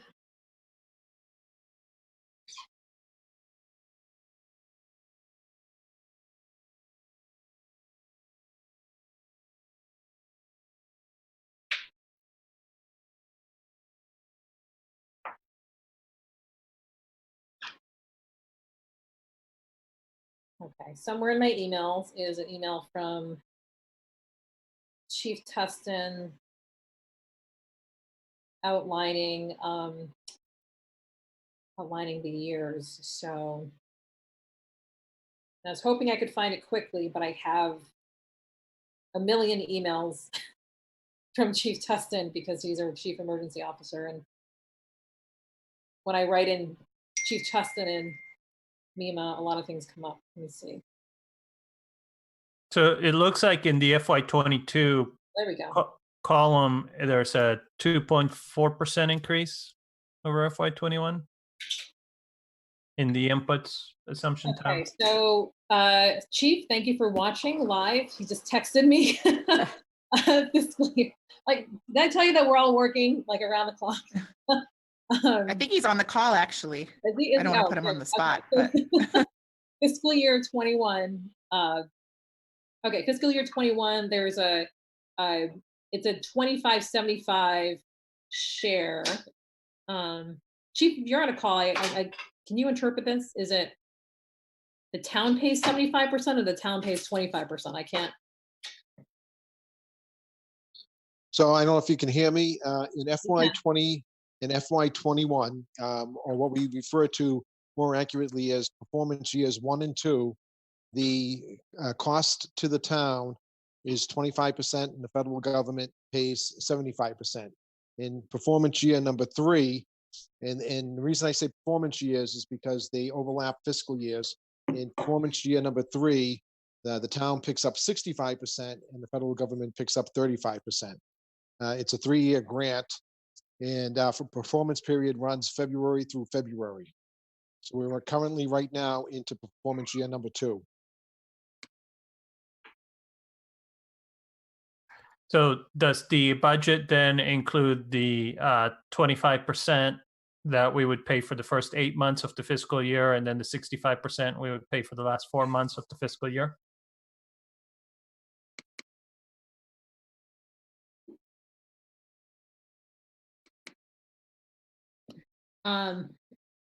So Chief, if I can remember, I believe I asked you and Chief Mack to give me the fiscal year 22 dollar amount. So without going through my emails and pulling it up, can you remember if the budget that you gave me for 22 included the our share of the grant?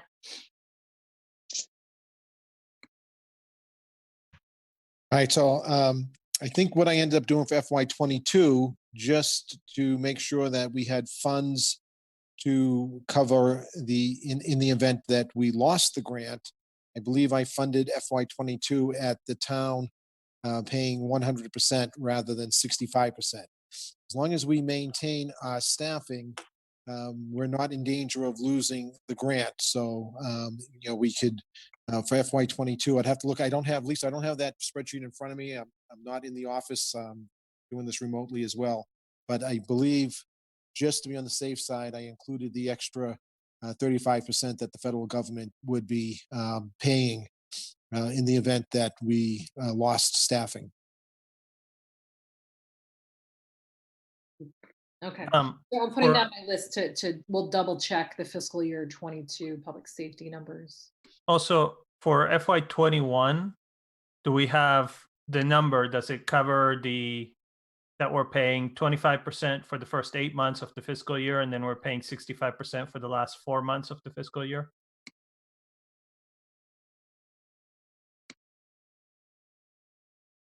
So for this fiscal year, we're into performance year number 2. So for the next 4 months, we are operating under FY20 budget, and then July 1 for the remaining 8 months of performance year number 2, we'll be operating under FY21.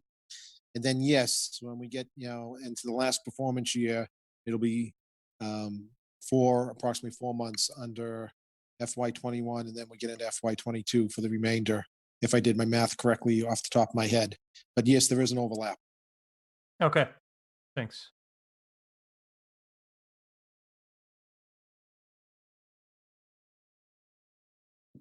Okay, sorry, I'm just putting my homework follow-up in green.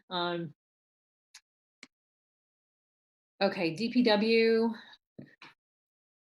The request from DPW, which is this number here, $7.6 million, included 2 new positions, neither of which were in the override.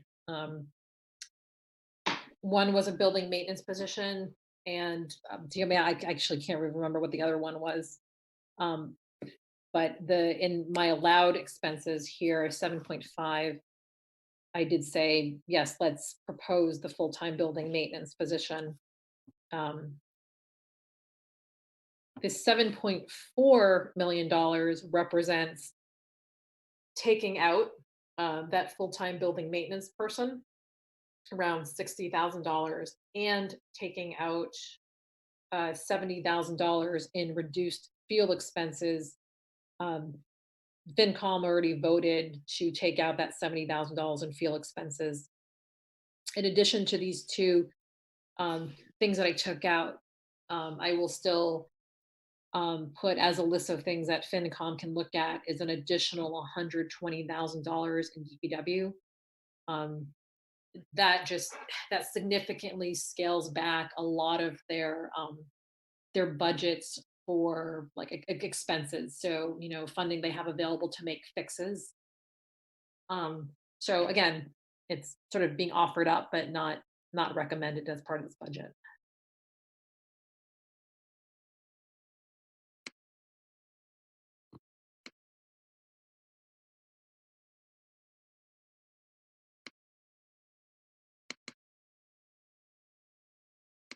Okay. Schools are, like I should move this over. So schools are funded as proposed. So column X is what the school department proposed and the school committee passed. And column Z is the current budget as I'm presenting to you tonight. So there are no changes there. Oops. So that's not the lower number that FinCom approved already. You're sticking with the school committee's request and Yes. making that work. Yeah, so I wanted to show,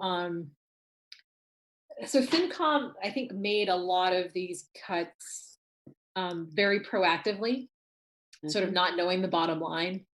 They made this well before we had discussions about where new growth is, where local receipts are, where we think Chapter 70 is going to fall. It was well before we had the $200,000 in savings from healthcare. So what I wanted to show here, sorry, let me go back, is that this budget as proposed, with all of these assumptions, can have a level funded school budget. It's obviously because expenses and expenditures, salaries and expenditures are 2 separate line items. It looks different than the numbers we're proposing. So taken together, it's a 3.74% increase. The previous option that I had showed a 3% increase, and FinCom voted on a 2.77% increase.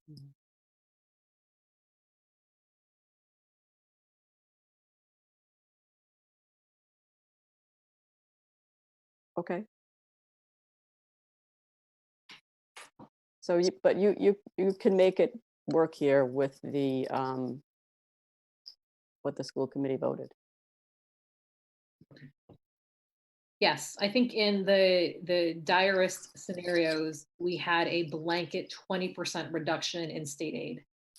And now it's only a 5% reduction for Chapter 70, which is 85% of state aid.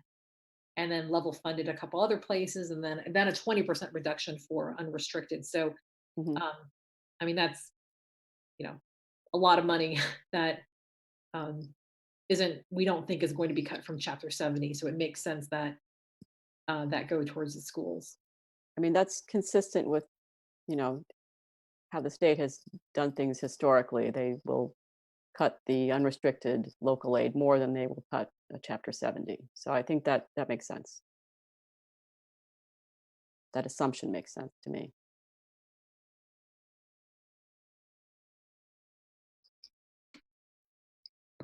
So there's a lot of assumptions moving forward too. As you can see, there's a roughly 5% increase moving forward. That's so there's a pretty big like 8% increase because this was the first year of the override. There was a lot of new positions being proposed. Judy and I have talked about her being fine with a 4% increase moving forward.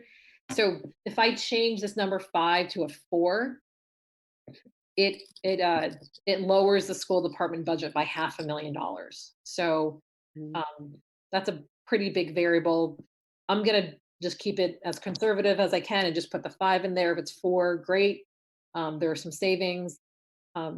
If we have like tons of expenses because we have this big spike in enrollment, I'd rather be $500,000 closer to reality than not.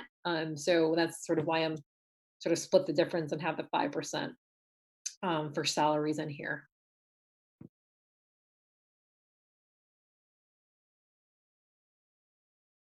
So is there something else here that, and maybe you covered it and I missed it, but in this option, this iteration, we're using all of the remaining override amount. We're going to tack up to the,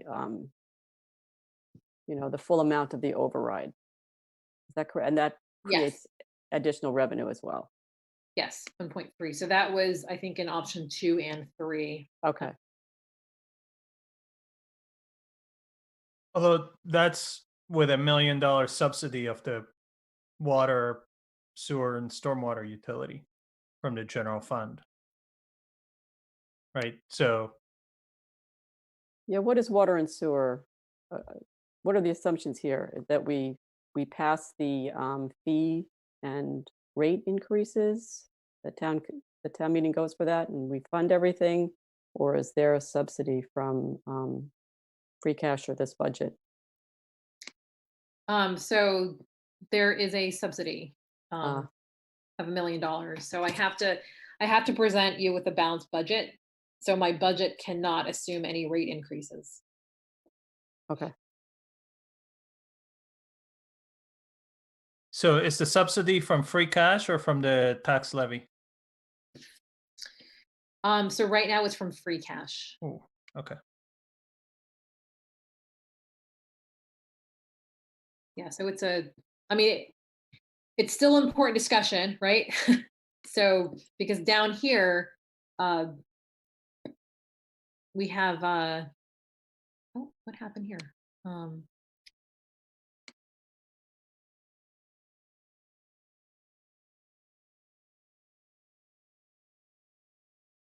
Deleted something, which completely threw this off.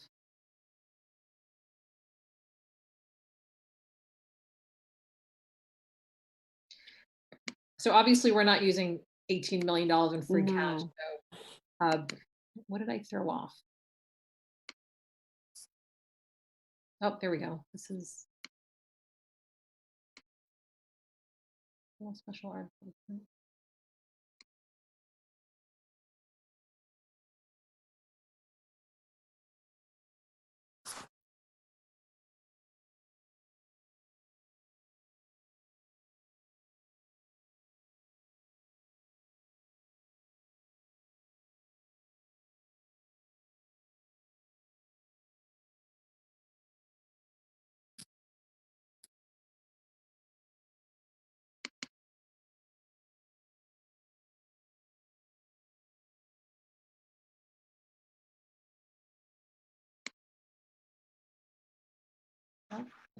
Okay, well.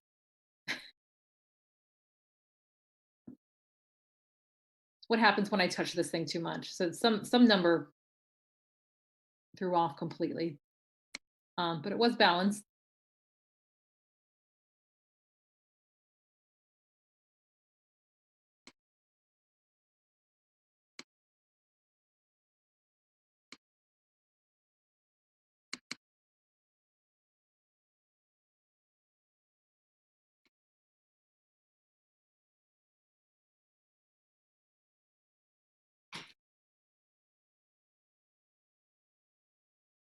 Okay, well,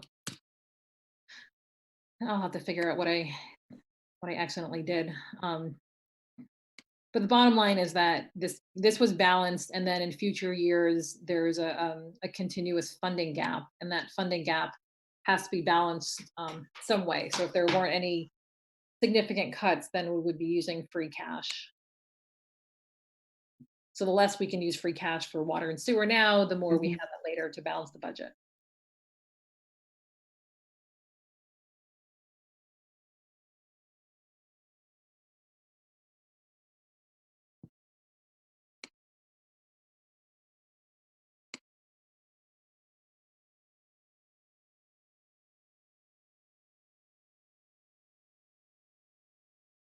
Yeah, it's my understanding that, the way this plays out over the next, after next year, the next couple of 3 years, is that we are going back to the scenario where we start having to rely on using free cash to balance the budget in increasing amounts. We can even assuming everything, even assuming the economy rebounds, we will be dipping into free cash as we were before the override.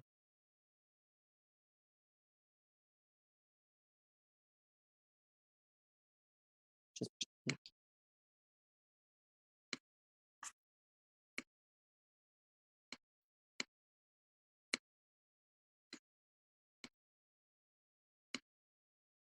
Lisa, how soon do you think we'll need to use free cash to balance the budget?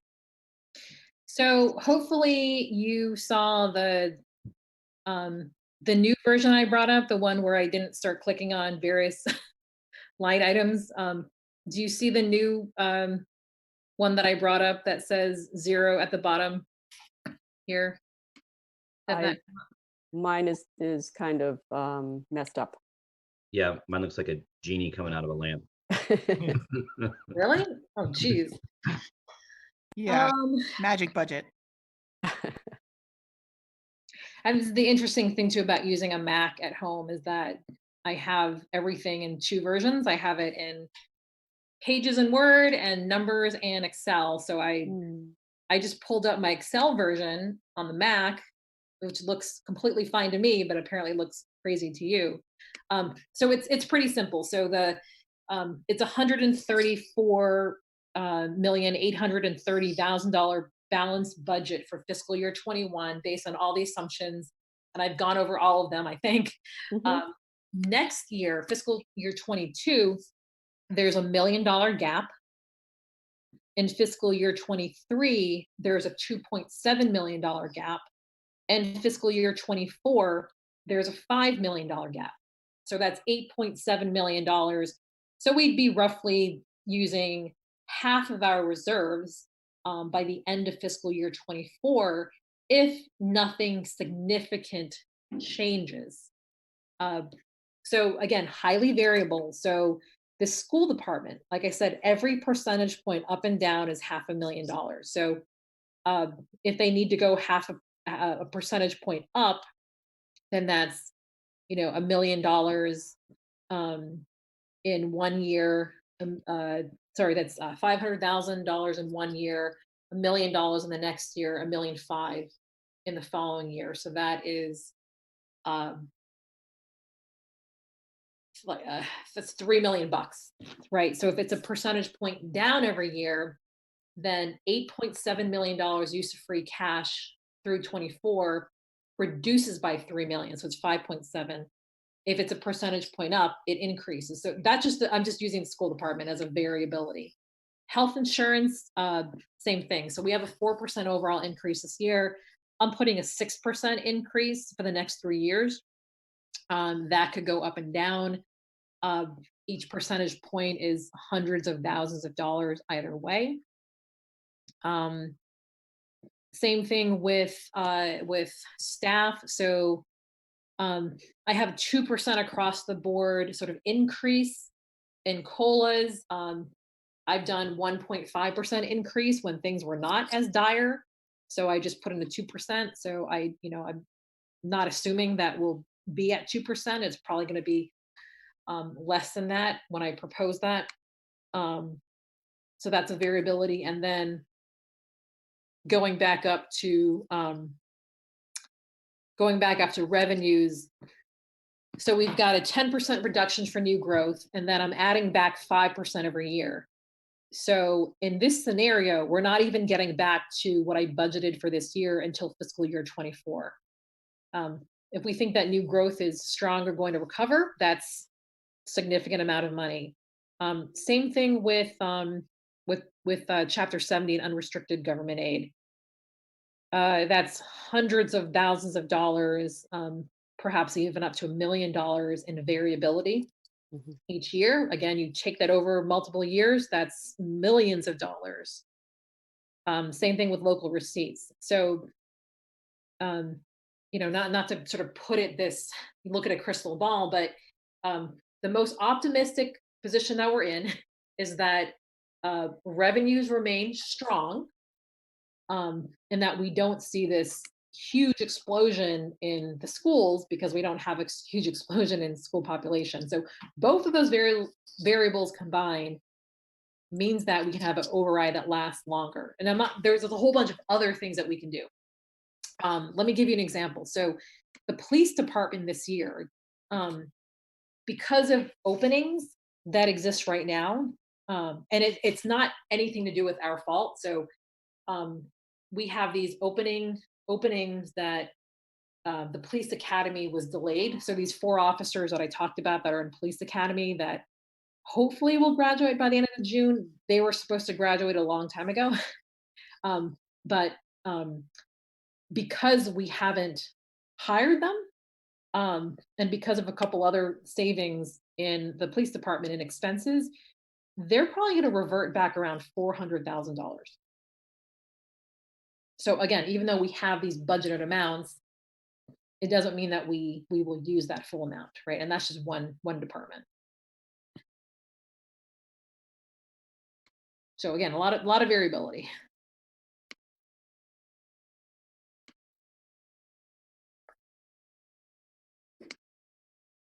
And Lisa, we're going to be back looking at the teacher's contract in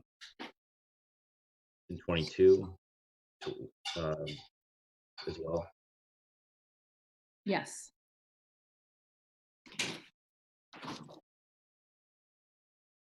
Do we have any idea of what those contracts might, because we'll have, police and fire again at that point too.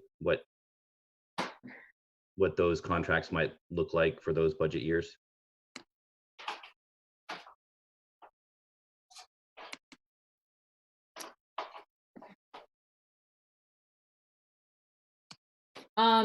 So I have, sorry.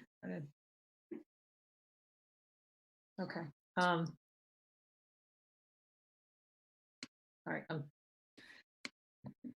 Let's see. My assumptions here are with a 5% increase in salaries for the school department. So I don't have more information as to how much of that they expect to be because of contracts, because of increased enrollment, and because of new positions that were previously proposed in the override. So, but those are all things that I know Judy was thinking about when we sort of came up with the 4%. Was at least covering the override and covering contracts. It was covering sort of maybe a minor increase in school enrollment, but not a major increase in school enrollment. And that we're still talking about.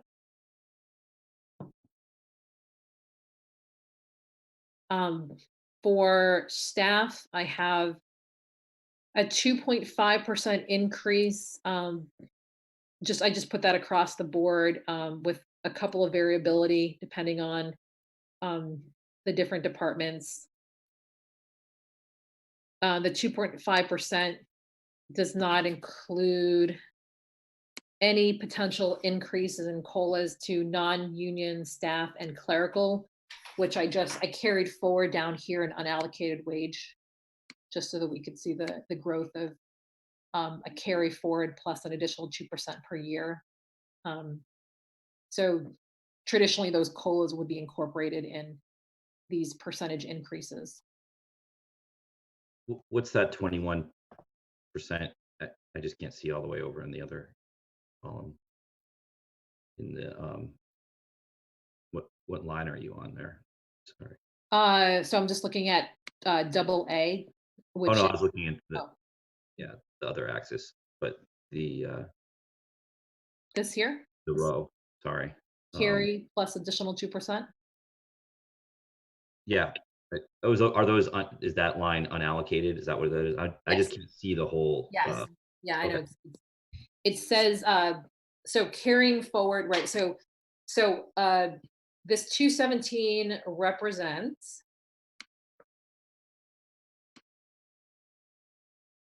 this whole mess down here. So there's right here. So includes a 2% non-union, 2% clerical. It does not include the assistant town manager. It includes 2 reclassifications. So it's assuming those things in fiscal year 21, and then it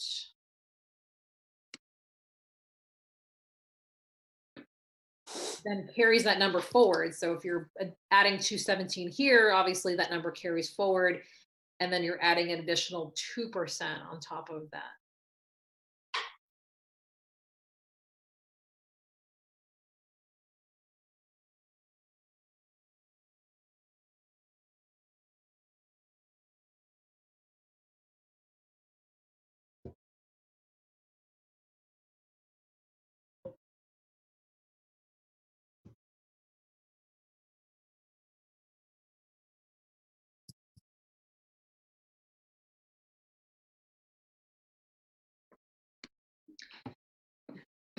So we're also expecting potentially a couple $100,000 turnbacks in health insurance this year. So again, sort of if you go to the health insurance tab, you'll see, I mean, we're basically just assuming how many people will sign up for what. Open enrollment's happening right now.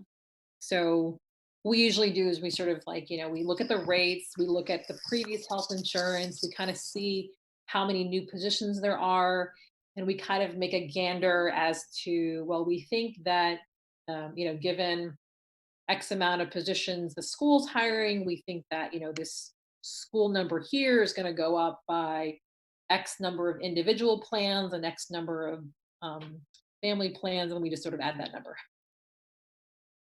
So highly scientific, but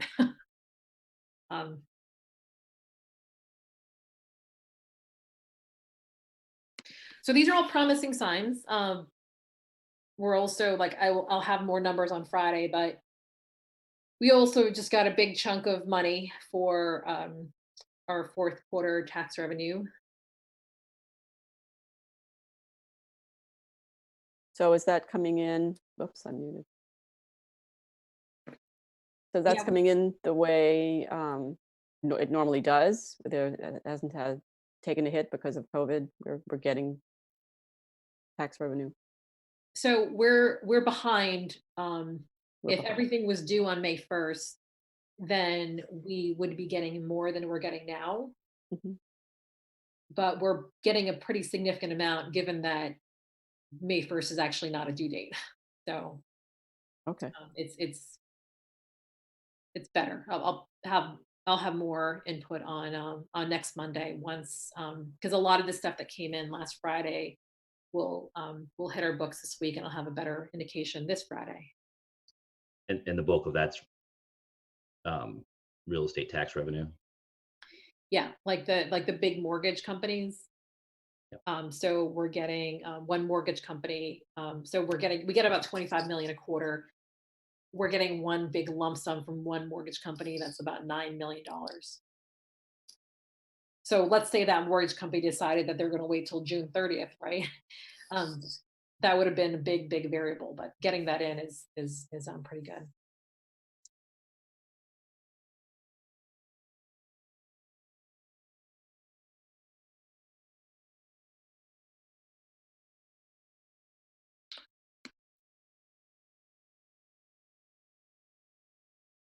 So next steps on this. So I'm having a meeting with Nicole, Enzo, and Aaron on what I just presented to you tomorrow.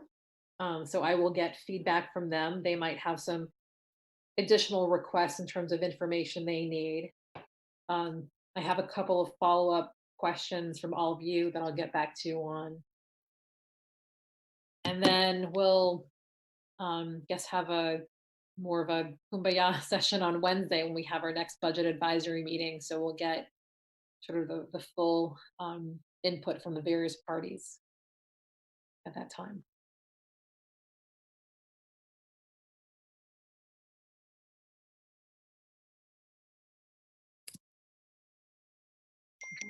So there's no more questions. That kind of that ends my town manager share of things, and we can certainly move on to the state of emergency stuff.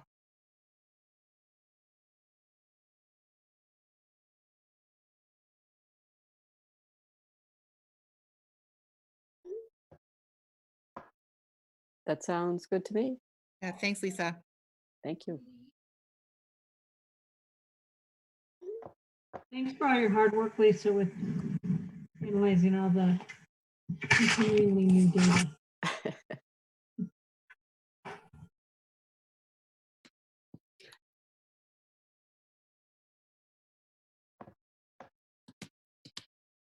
So the next thing really is discuss the realtor advisory.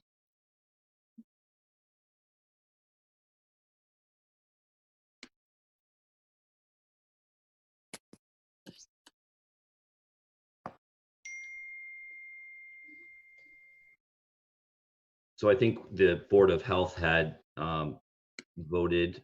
Is that right, Lisa? I'm trying to find the document.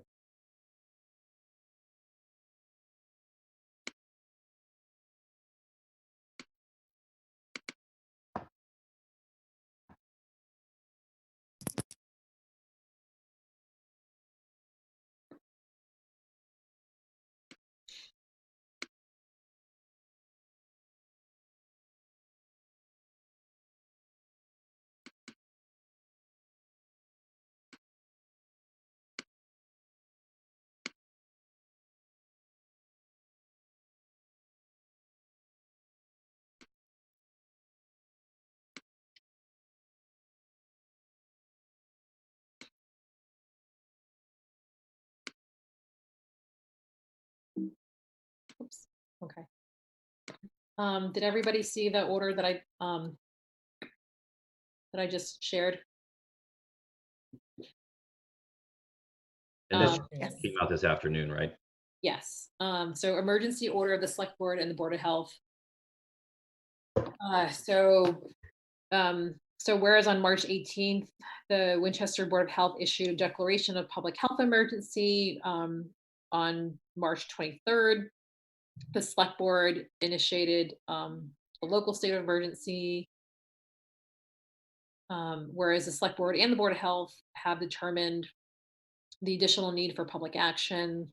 I'm trying to summarize this. So that effective on 12:01 a.m. on May 5th, you did the following: all in-person showings of commercial and residential property for sale are to be conducted by predetermined appointment only, like open houses, and unscheduled visits from the public for showing is prohibited. So appointed showings not to exceed 4 people at a time. Properties can be shown if they're while they're uninhabited or vacant, and follow CDC precautions.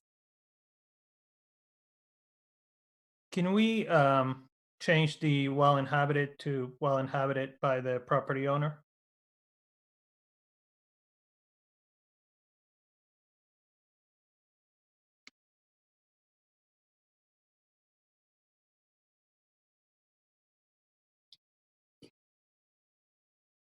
Or maybe add in there that something about the tenant needs to be, is that what you're getting at, Mariana? That the tenant needs to approve it or something, something like that, if it's a rental. Yeah, some wording that, I mean, a tenant would have to approve it. We wouldn't want somebody who's Right. renting and all of a sudden have all these people show up where they live. to Right. go through. Yep.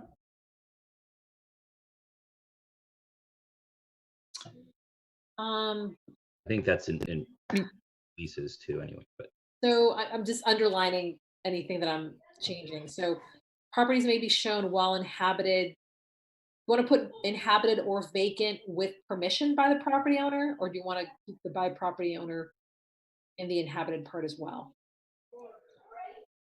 Well, the property owner, but if it's a rental, we would want to make sure that the tenant has approved the showing. So inhabited by the property owner or vacant, and then another sentence could say, if the property is being currently rented, property owner, landlord must get approval from tenant prior to showing, something like that.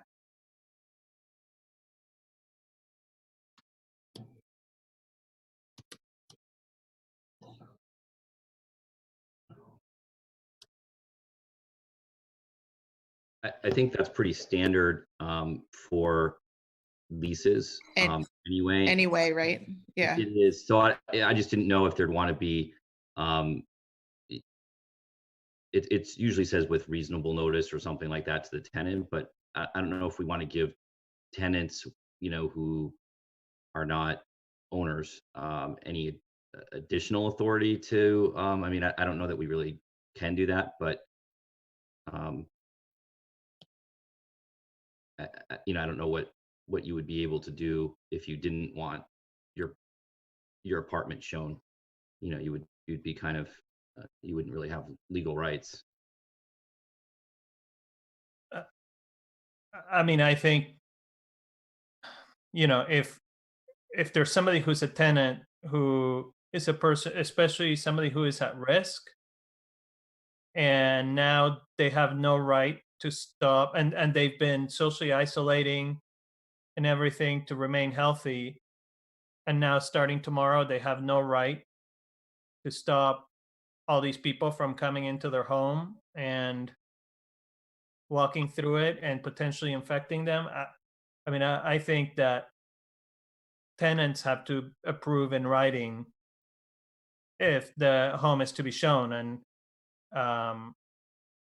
Right. I mean, I think that I agree. I'm just saying it's creating an additional right that I don't know that we have the authority to affect.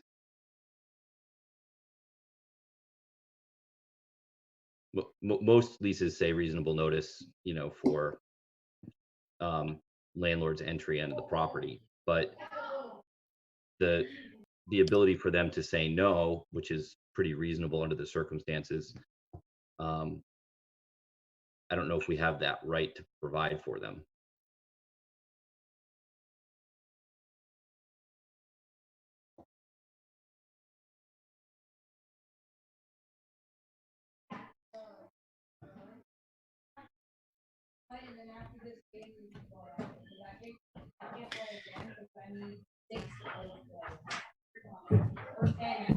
I mean, we could put language in here that is, more of an advisory for landlords, that speaks to, please, understand, I don't know, understand that there could be situations where your tenant may be uncomfortable with this and, I don't know, we could define reasonable notice as extended, but we could say no sooner than a week or something based on the pandemic. So most of the leases will say, reasonable notice, and normally reasonable would be a day or so. But with the pandemic, probably reasonable, we could say that we consider reasonable notice to be no less than 1 week. I mean, probably upset some people, but I don't know. I don't know how else we do it. Did you hear that? The ran up top. I mean, we've stopped all showings for the past 2 weeks without any legal challenges to it. So I think that we should, given the state of emergency, we should be able to say that tenant occupied properties cannot be shown without the consent of the tenant during the state of emergency. Obviously, this is not a right that we're creating in perpetuity for tenants. It's just something that during the state of emergency, I think it's absolutely reasonable that a tenant would have to agree to letting people into their homes and possibly being exposed to the virus.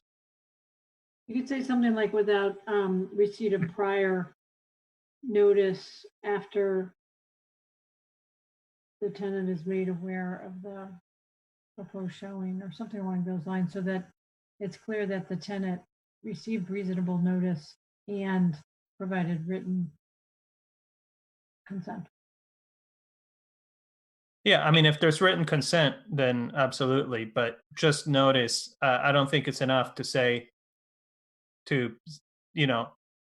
so an 85-year-old with health issues that, hey, in a week, we're going to have a bunch of people come into your house, right? Without giving them the option to decline that. Well, I think we're talking about like a very small number of this actually happening. I think number one, but number two, we have the order about how you need to conduct yourself if you are entering. You have to wear a mask, obviously, as the governor said. So I just feel like in letter C, I mean, we're covering the bases in terms of how. I mean, people aren't just going to go in there, with no mask on and touching everything. Like that's understood, I think, at this point by the real estate agents because of the conversations we've had with them in the previous order. So I don't, I think that there's going to be a responsibility on the part of the real estate agents and those visiting that I don't see this being a huge. I think it is definitely appropriate to put in reasonable notice to tenants outside of the, by the way, they're going to come in and look at the house at 2:00 tomorrow. I think that there needs to be a little bit more than that. But I'm kind of with Mike. I don't think that we have the authority to allow a tenant to decline if a property owner is trying to sell their home. I don't think this is going to come up all that much, but I think, because we've covered our bases in terms of how people should be responding when they are going into homes, I think that, tenants can feel secure that the people that are going to be entering their homes are going to be taking proper precautions. So I would advise that we do put a time period in there because so reasonable notice, this is for the lawyers in the room, I think can be legally defined. So people will misinterpret it. So I'm just reading that says, while housing courts in Massachusetts generally require landlords to give tenants at least 24 hours notice before entering, there are times where it's not enough, so they can do it in an emergency. And this says you can ask your landlord to give you at least 2 days notice. You can make arrangements to be in the apartment. And then across the country, most have somewhere between 24 and 48 hours notice that's required if as a tenant right if the house is going up for sale. So I just this reasonable notice could be interpreted multiple ways unless we say reasonable notice of at least 48 hours, for example, to tenants is required for rental properties. So somebody had mentioned a week. Yeah, we should definitely put an amount of time. I agree with that.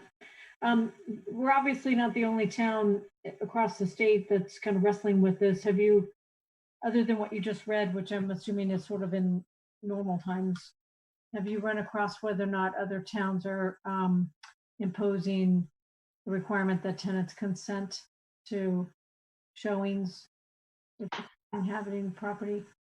So I don't recall what people are writing for tenant requests.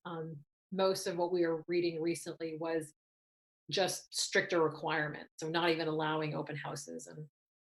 And so I haven't dove into those that are allowing it, what their notice is to tenant. Yeah, I mean, I believe that in some instances, there isn't, there aren't showings of rental properties for inhabited premises, but there may be like photographs or videos or something about the unit.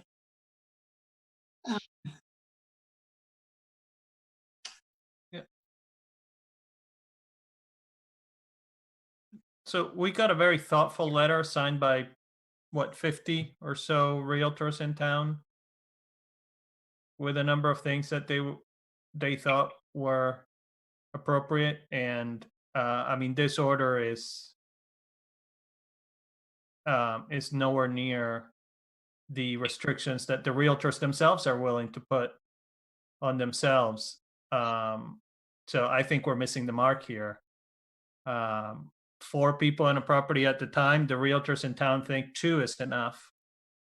We are restricting open houses, but we're not restricting broker tours here. So, which the realtors are willing to in the letter that they wrote to us last week. So yeah, I mean, I have a big problem with this order. It's not. I don't know. I mean, the last bullet, CDC recommended precautions. Are we expecting people to go read that? The realtors that wrote us the letter have specific requirements for showing, including specific steps to take. I would like to see the prior to the showing and the requirements for showings, those bullet points that they realtors wrote in that letter that we got on Wednesday. I'd like to see that in the order. That way, anybody who just reads our order is able to know exactly what they're supposed to do without having to refer to CDC website.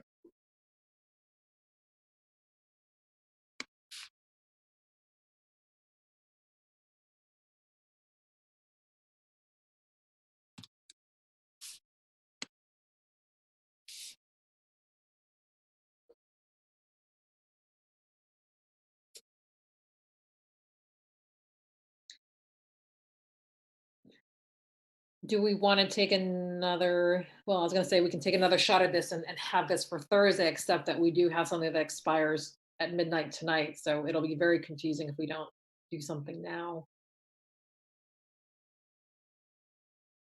I mean, one thing is we could extend our order until Thursday and then vote on this on Thursday.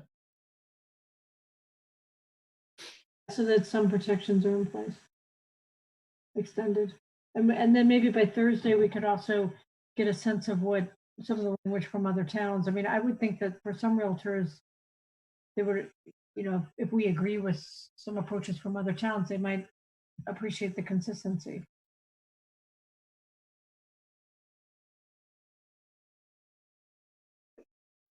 Yeah, I think I'd like to extend, I agree with Mariana. I mean, the letter that Karen Garrett sent on behalf of many realtors in town was pretty comprehensive, and I think we need to listen to them, and make those considerations. So I think if we can have a little bit more time and make this a little bit more robust in terms of what the expectations are, I think that's what I would recommend. I would go along with that if we could just extend the existing order and then for Thursday include the what the realtors recommend so that this stands, they're consistent. Understand, everything, as Mariano said, everything you need to know is in this order.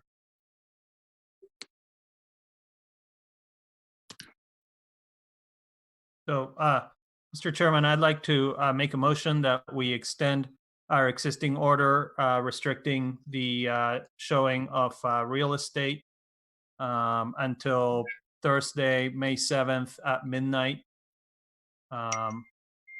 with the expectation that we will revisit this at our meeting Thursday morning. Second.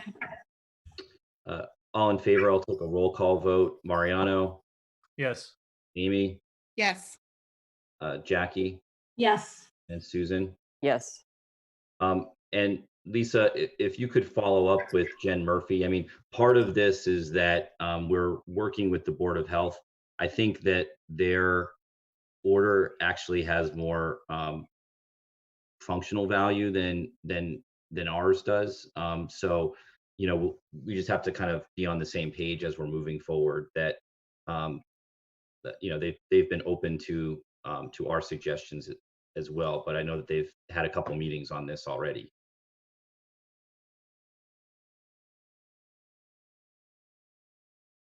Okay, I just let Jen know, so we'll work on it before Thursday. Great.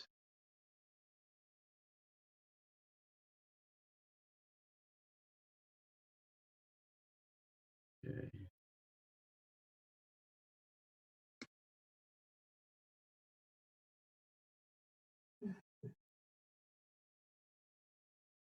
Okay, we also had, I'm just moving through the agenda here, the town hall generator project request. I don't know if everybody received that. That generator project ended up costing a little bit more, related to some Eversource charges and some other things. And I think, Lisa, that I think that Mark had sent a memo over earlier. Um, Or somebody had, I forget it. I think it was Patty. Oh, was it? Okay. Okay, I have a lot of drafts of that order, so I just want to make sure I pull up the one that's actually the most recent. Do you want me to resend it to you? No, I just need to pull it up to the front of my screen in order to share it. So it looks like the request is for $74,144.12. So this was supported by capital as well. It's, you know, one of those unanticipated change orders that kind of unavoidable for this project. Can everybody see the memo that I pulled up? Yes, I can. Okay, so the amount is $74,144.12. So the original appropriation was $356,000. So the bids were higher than expected. Eversource is charging an additional $25,000 to energize the connections. And then there was a whole bunch of various things. So it's sorry, this section here, I don't know if you can see me waving the hand. This is from Meg White in terms of the project management part. So the unforeseen underground conduits being encased in concrete, so significantly harder to replace them without damaging them. So this is both public safety and town hall.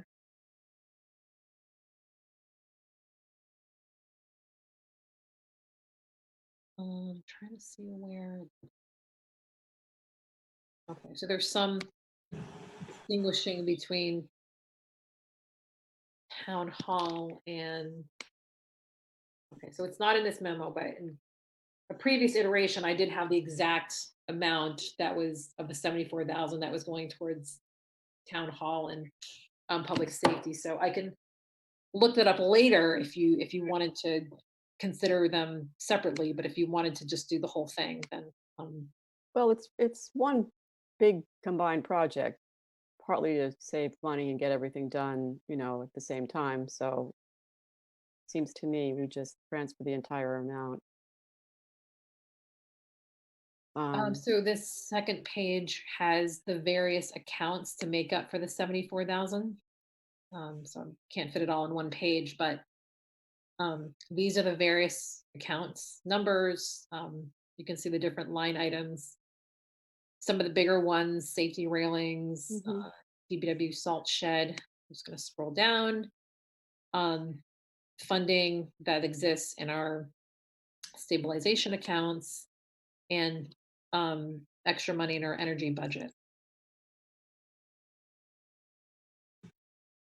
So any questions about the additional expense and also where the money is being reallocated from?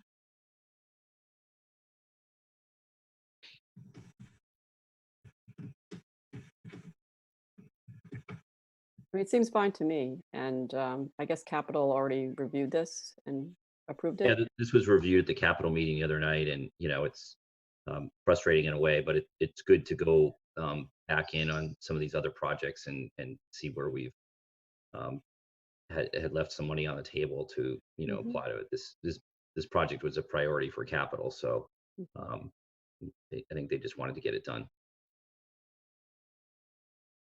So I'm going to go ahead and move that we authorize this request to transfer $74,144.12 from various accounts to the Town Hall and Public Safety Building Generator Construction Project account to cover cost overruns as presented. Second. I'll take a roll call vote. All in favor, Jackie, Yes. Susan, Yes. Mariano, Yes. Amy, Yes. and yes for me. It's unanimous, 5-0. Thank you, Lisa, for putting that up there too.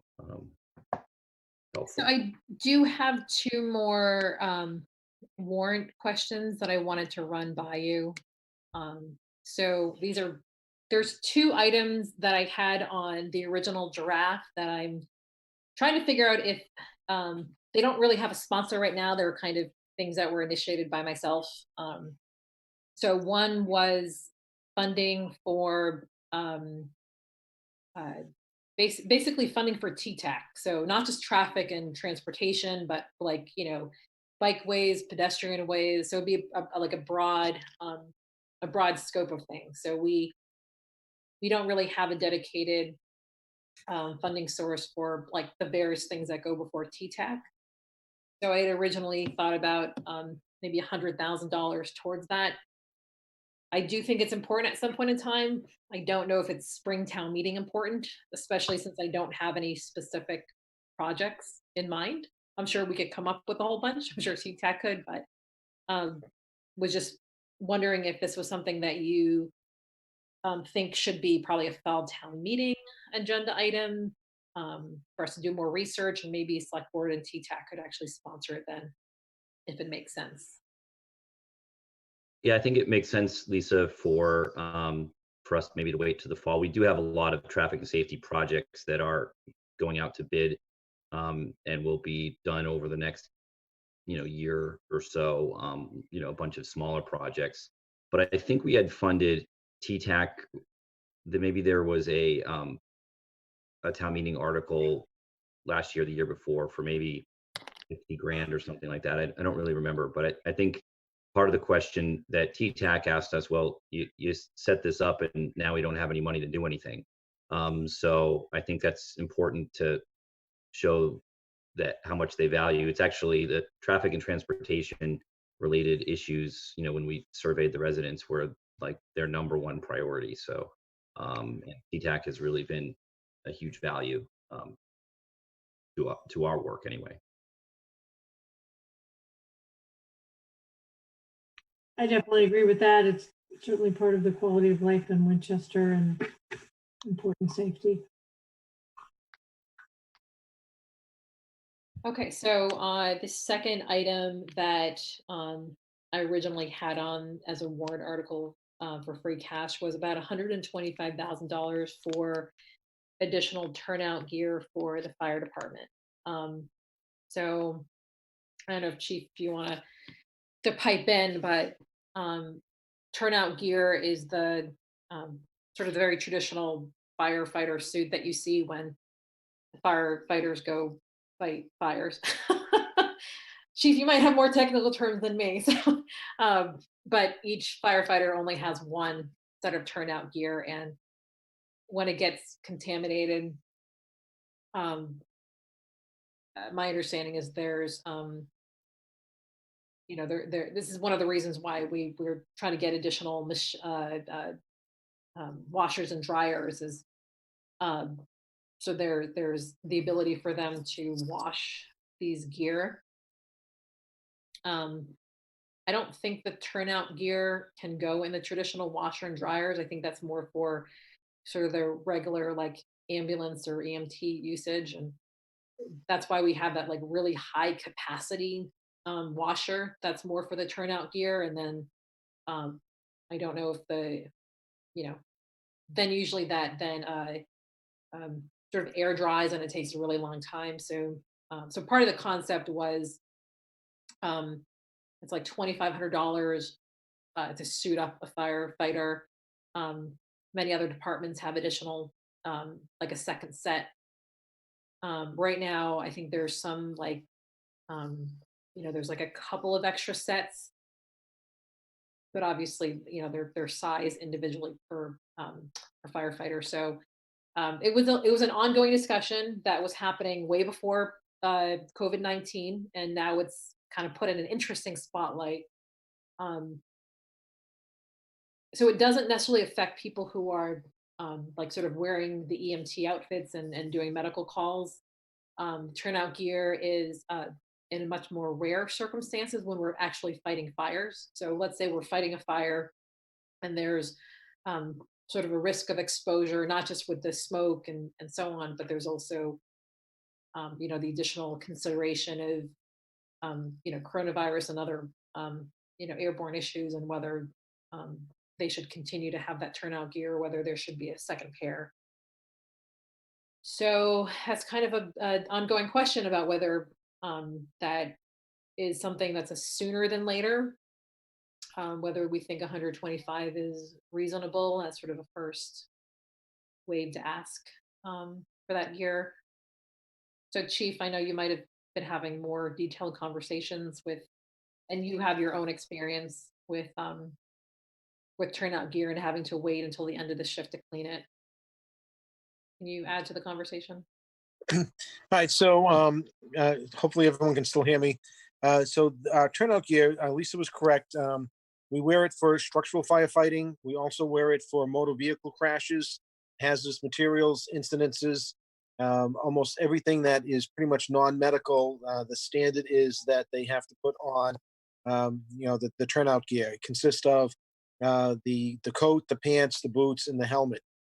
As Lisa indicated, when it becomes contaminated, we do have a very large washer that they are required. The new standard for maintaining health and cleanliness, especially in light of the number of cancer-related deaths that we're seeing in the fire service. The standard is that the turnout gear needs to be kept clean of all contaminants. Currently, when we go to wash it, it cannot be dried in a dryer. It does have to air dry. We do not have, there are dryers available that accelerate the air drying. We do not have one. So as Lisa indicated, there's a long period of time that it takes for the turnout gear to be dried. The standard now in most departments around the nation is to have 2 sets of turnout gear so that when one becomes soiled, they can immediately put it in for decontamination, and they have their second set in ready to go. The second consideration, one of the reasons why I had this conversation with Lisa about funding, is that the current standard requires that the turnout gear only lasts for 10 years, and or to the point where it's no longer serviceable, whichever comes first. And we do have those firefighters that are approaching the 10-year mark. So not only do we need to get them a second set of gear, we're back to square one, needing to get them an original set of gear. So it is something that was in my planning, my long-range planning, to be able to outfit the department with the current standard requirement of turnout gear. And again, between what Lisa said, that pretty much sums it up. Actually, Chief, considering we had this conversation again, like pre-COVID-19, do you have a sense of whether we could perhaps get some of this reimbursed? It's actually something that I'm looking into, Lisa, as to whether or not we could swing it as protective gear. The current AFG grant that just opened up last week, that's currently taking applications, unfortunately is not for turnout gear. It's just for regular PPE such as gowns, masks, and face shields. However, I'm thinking that as I look at protective measures that are reimbursable under the declaration under the Stafford Act, we may be able to make a case for that, but I'd have to do a little bit more research into that. I have a Lisa, question. sorry. Yeah, just practical question. 2 sets of gear. I'm thinking this is kind of bulky, and I'm wondering if you have enough storage space at the station for 2 sets. So you are correct. It is bulky. Storage is something that we are in need of being creative with.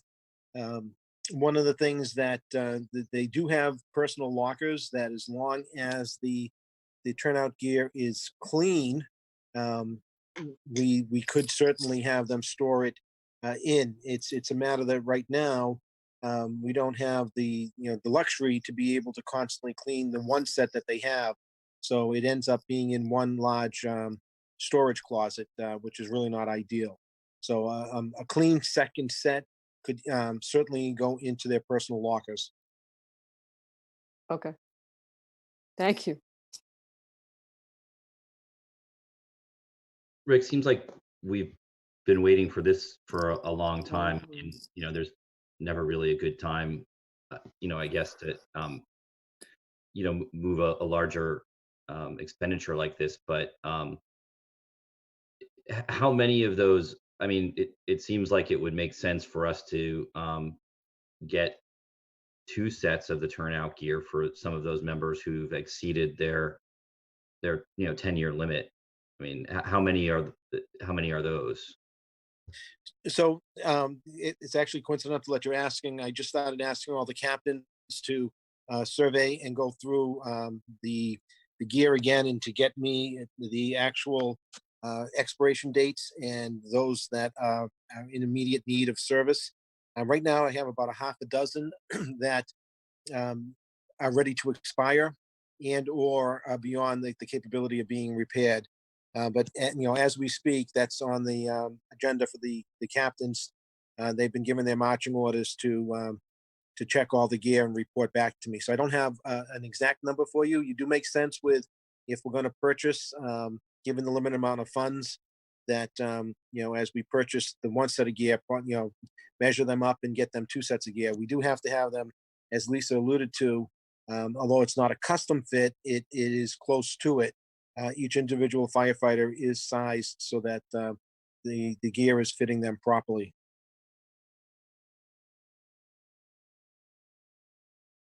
And Chief, how is the washer that you have over there? Is that in decent shape still? So the washer is in decent shape. It is more than 10 years old. Should the state, once we get through this crisis, one of the goals of both the governor and the state fire marshal was to make sure that fire departments continue to receive funding to upgrade their extractor, the washer extractors. And we were getting ready to be into that next round, to apply for that next round, as our washers are at that 10-year mark. So unfortunately, this crisis hit and a lot of this grant money was put on hold. But we are looking to the next round to get in on the next round and update our washer and extractors. For now, they are working. We do use them. And, the gear does have to dry, and just air drying on its own does take a little bit of time. Okay. So Lisa, you were thinking of this as a separate town meeting article out of free cash?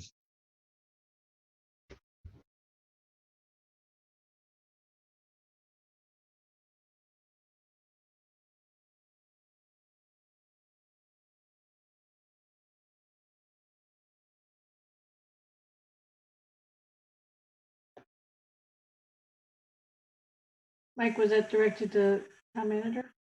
Yeah, sorry, Lisa. I'm on mute. Yeah. So yes, you are correct. I was looking at this as a request from free cash at Springtown meeting. So just wanted to get your thoughts about whether this was sort of the time to do this, whether we thought that there'd be support. Generally, a request like this either becomes a select board sponsored article or a town manager sponsored article.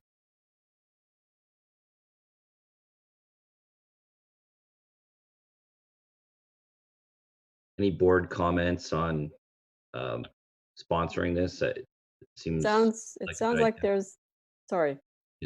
Sorry. Go ahead, It's, Susan.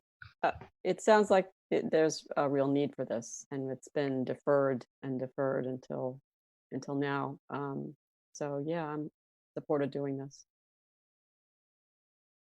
Yeah, I think it's a real need. I think it makes sense for the town manager to sponsor the article, since it's critical to the operations of the municipal department.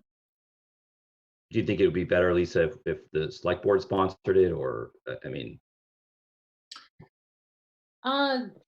Typically, I think more typically, like a request from a department head would ultimately be a town manager sponsored one, because I don't think my understanding from Mark is we haven't had a precedent of individual department heads sponsored warrant articles. So I'm prepared to do it. I think I just sort of want your sense of whether you think it's a good idea and whether you think it's a Springtown meeting good idea. I think it makes sense if we're going to have a shot at maybe reimbursement for doing it now, making the case that, it's been a need for a while, but now that need is increased because of the COVID response. So.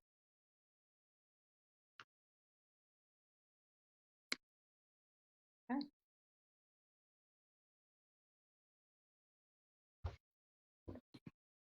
So that's all I have for the town meeting warrant right now. Okay. The next item on the consent agenda was a request from Paula Tognerelli, the Griffin Museum Executive Director, to hang banners on 22 light poles for the Photoville fence event from June 11th to August 27th, 2020. Lisa, do you have a recommendation on this?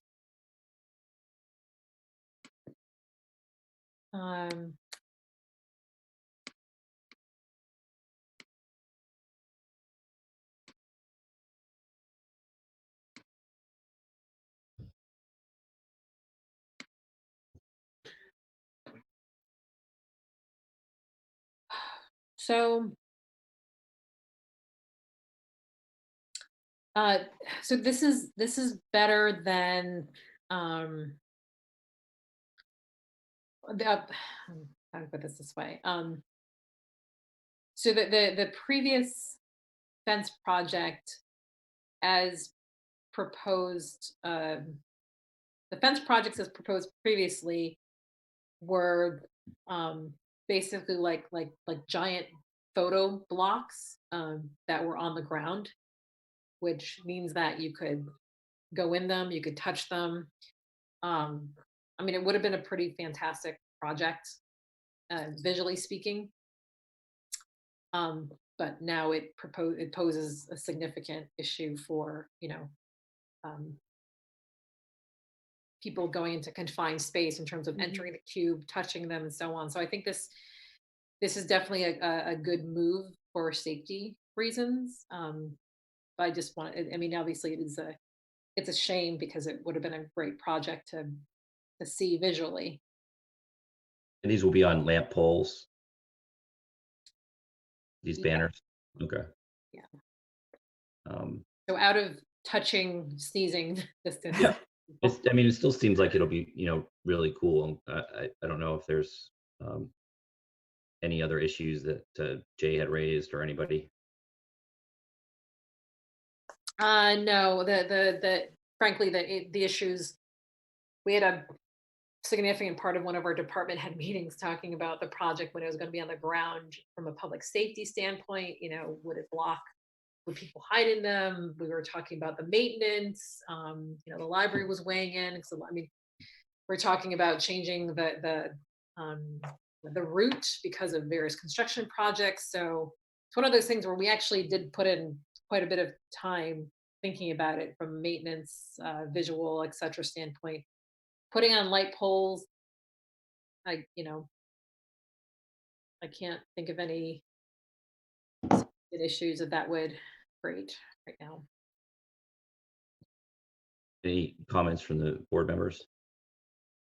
I think as long as Jay is comfortable with it, I think it's great. Yeah, I agree with Amy on that. And also, does it interfere at all with the planters, the flower planters that the chamber funds? I don't think so, but let me ask. Let me make sure that they considers that. Let me put them up.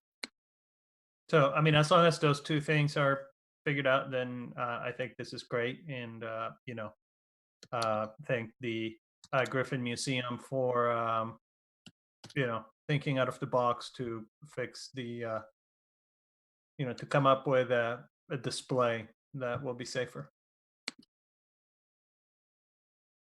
So I'm going to move that we approve the request from Paula Tongnorelli of the Griffin Museum to hang banners on 22 light poles for the Photoville Fence event from June 11th to August 27th, 2020, with the understanding that this display will not interfere with the Chamber of Commerce flower boxes. Second. Second. Okay, I'll take a roll call vote. All in favor, Mariano, Yes. Jackie, Yes. Amy, Yes. Susan, Yes. and yes for me. The motion carries unanimously 5-0. Okay. I just sent off an email to Jay about the planners, so he'll let me know if there's an issue.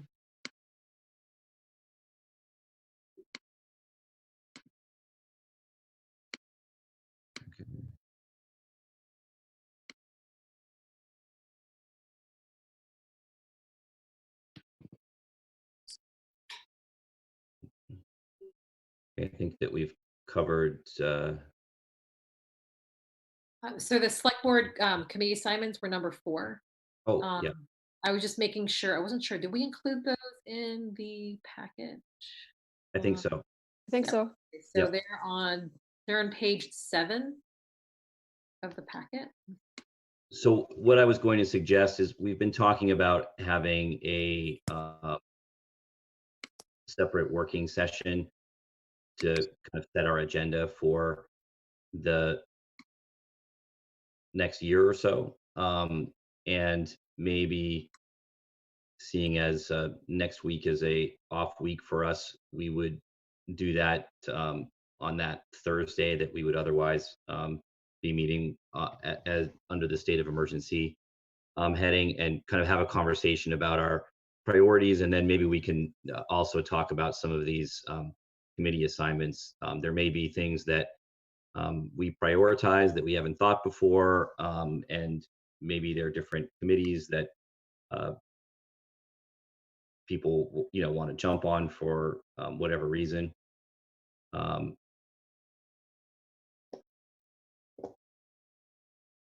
That would make sense to me, because I think we talked about adding something for, and I don't know whether it would be a committee or a representative, or how it would be included in this list, but something clearly showing that there would be someone assigned to participate in collective bargaining that was going on. And I think there's some other things that we could talk about doing to have a little more structure around that, maybe a little more structure around the budget development process. So I think a separate meeting where we would talk about this as well makes sense. a working session. So schedule wise, would next Thursday morning, would that be a good time? Is that too early? I was trying not to add an extra day on. You know, typically we'd kind of do it on a Friday morning, but I think it's important that we still maintain that state of emergency schedule, just because seems like we've been using it for, you know, various things. But I The know that 14th, it Mike? creeps into the workday. Are you thinking the 14th? Is that the date that you're thinking next week? Yeah. Okay, that's fine with me. Yeah, it's fine by me. Yeah, that's fine. And so, Lisa, what we've done in the past is just had, there's kind of a long list of projects, and if we could provide that to the select board members in advance, and because there, you know, certain things have kind of come and gone, and it's helpful to kind of look back and see if there are things that we kind of need to add attention to, or we forgotten about, or we need to add some new members to, whatever the case may be. So it's that I think that list is helpful. Yeah. Okay. Will do. And Susan, is there like a similar list like this that the school department might have, just so I can sort of Yeah, I think, make sure I've got everything included? sure. I mean, I think it's a school committee document. I don't know if it's posted anywhere, but Judy or Michelle would know where it lives.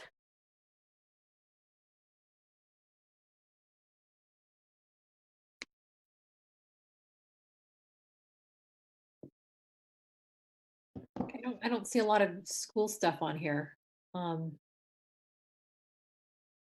Well, I was saying that, you know, that I thought you wanted to just look at how they set things up and the terminology they use. I mean, it's very similar to this.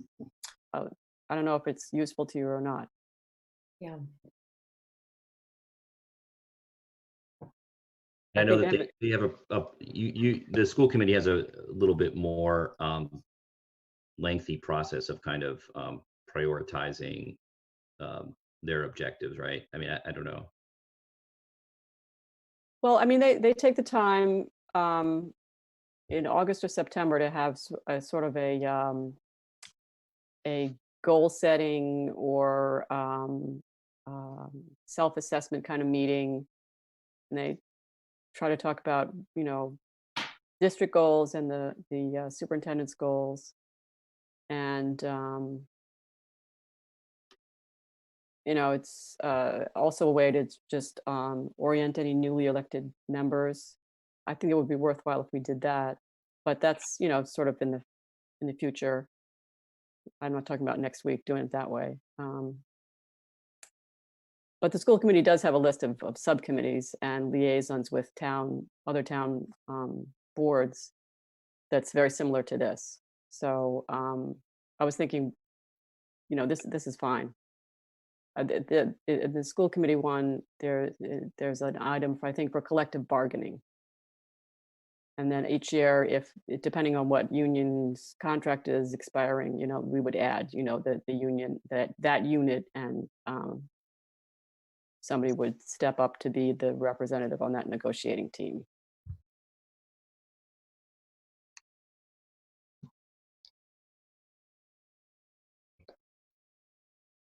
So we'll look at that next Thursday, the 14th, in the morning, and we'll kind of deal with state of emergency related issues, and then kind of go into a working session.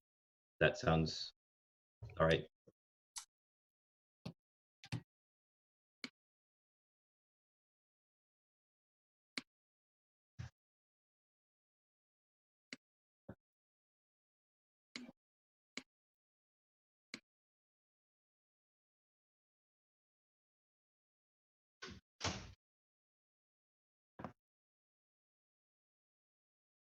Lisa, the other question I wanted to ask about too, the do we have any indication on when we might hear back from Tool on the Waterfield Road crosswalk project? So the only thing that I was copied on was Beth's email to Tool asking them to look at it. Okay. And that I've asked whether Tool has even responded, and I haven't gotten a response on that. And then I saw your recent email, and so I'm actually not sure why. I'll push that again. Yeah, I just was wondering because we're not going to have a meeting for a little while, and there's seems to be a little bit of a panic about it. So I think getting Tool's feedback is important.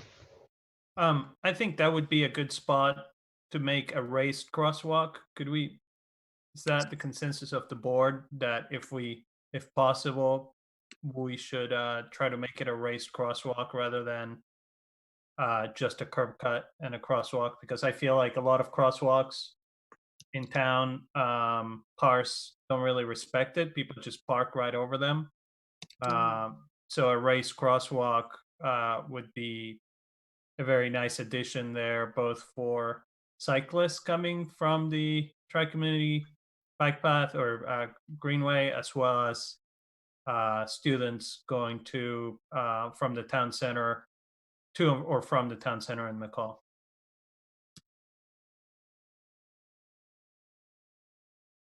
Yeah, I mean, I think whatever is the best outcome for that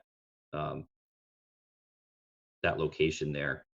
I mean, it seems like that if anywhere warrants having a raised crosswalk, it's going to be that spot there. I mean, so where it connects the bike path and some of the busiest intersections we have. So yeah, I mean, I think that we've been reluctant in some places to put them in, but yeah, I mean, we see them in Somerville and Cambridge, and they work really well to slow traffic down and for pedestrian safety. So I think that would be a perfect location, especially kind of as a continuation of the Greenway, to try out a race crosswalk in town.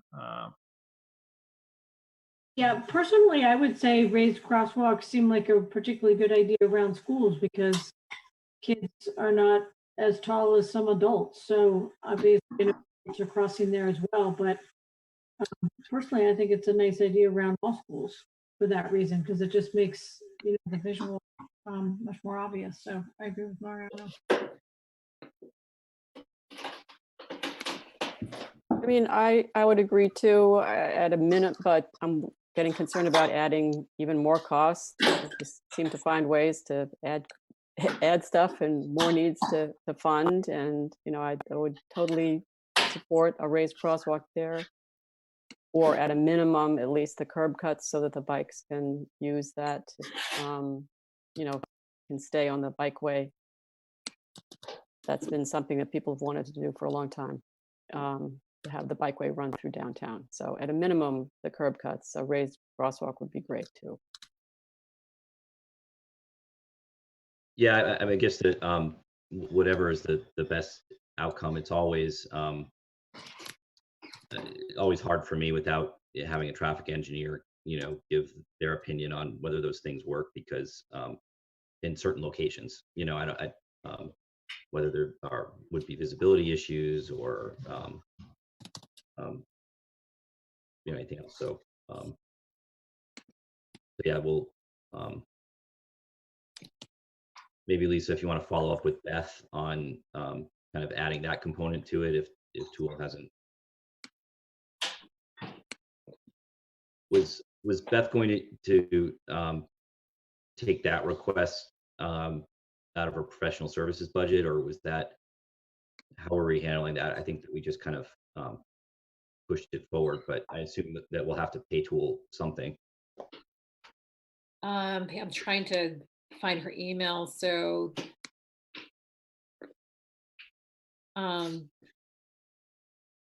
yeah, so I don't receive response to your email from 9:39 this morning. Um,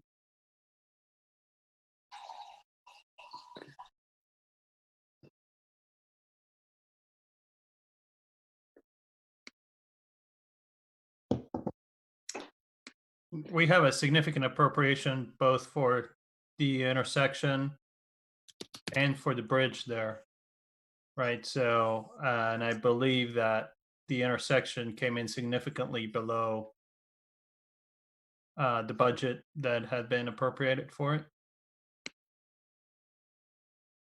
like $100,000 below.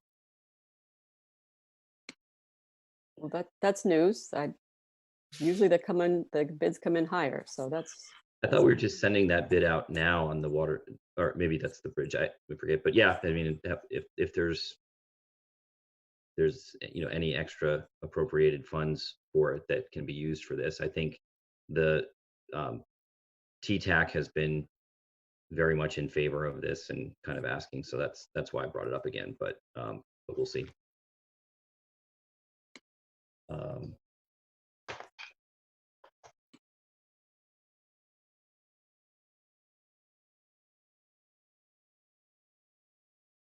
The other thing that wanted to talk about for the meeting next Thursday is we're talking about the committee assignments and doing our priorities and work plan and things like that. Is if anybody has any suggestions on kind of project management and project flow, as far as if there's anything. Oh, there you go. Sorry about that. I'm like, I couldn't remember. I had gotten something from, I think from Jay. Mark on this. Okay. So this data today. Tool provide services. Okay. Crossing safety assessment. I'm sorry. I'm skipping down to the cost. Okay. Crossing safety assessment, plus the virtual meetings and $100 on expenses, about 10 grand. Yeah. Right. So I'm pretty sure we could figure this out. So this is just the assessment. This is not then the cost of the actual project. Right. Do you guys want to see this more in depth, or do you want to just sort of give the thumbs up to move forward with this assessment?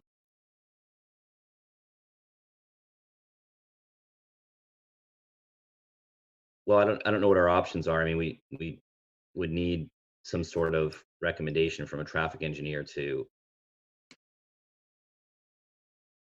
make something happen here, right?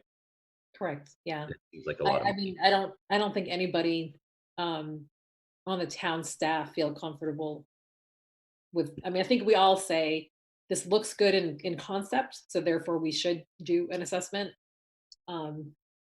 But we don't feel comfortable saying yes, we can just design it and include it in the work.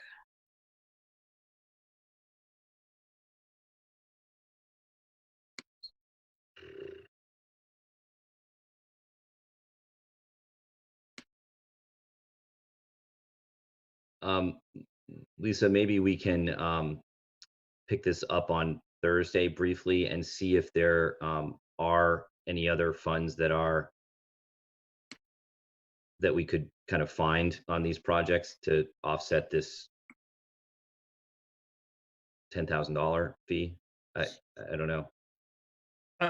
I mean, so just from a cursory look that we just got of that, it seems like the scope is a lot more than what we need. Like I saw, for example, a review of crash data.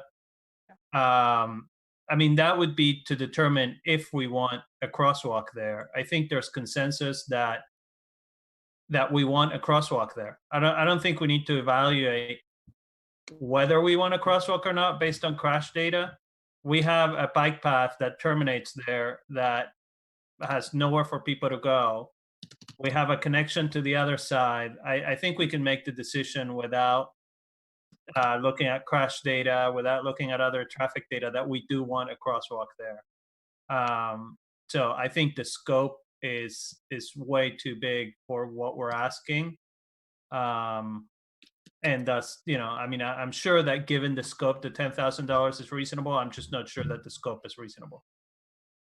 I think one of the hard parts of, when we deal with crosswalks is that a lot of times they create more risk and more risk of serious injury than they prevent. And so that's always been the tough part. And when we've discussed in town using them as traffic calming measures, is that there has to be appropriate sight lines, and there has to be engineering involved if we're doing crosswalks. I mean, we've had deaths in crosswalks, and part of the reason is that there's a unnecessarily accepted sense of safety by people that are in a crosswalk, where they are not always paying attention because they feel safe. They're on their phone, they're doing things. So for me, I mean, I don't know whether we can narrow the scope, but I think we do need somebody to tell us if this makes sense, besides our feeling that we know that we want something there because it's a high traffic area. There's bicycle traffic. There's going to be a lot of pedestrian traffic. I just don't know if that's the right solution. I mean, from my ability to say so, I don't know.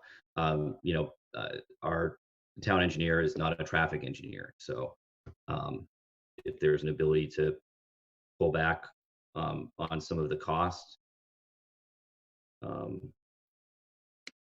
So, I mean, in my view, I mean, I have no problem paying for engine design services.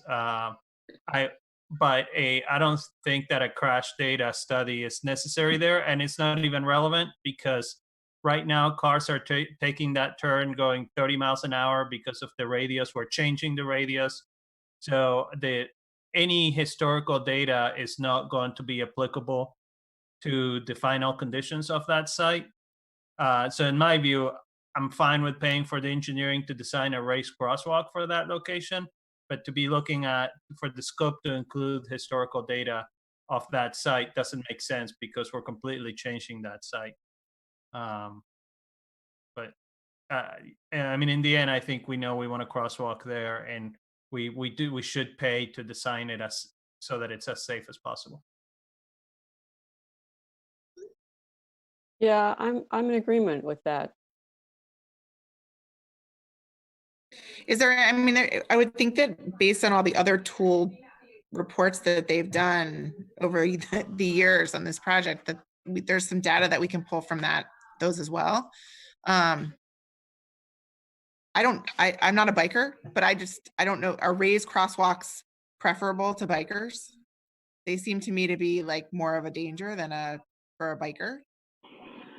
But again, I'm not a biker, and we can talk about this later. We don't have to talk about it now.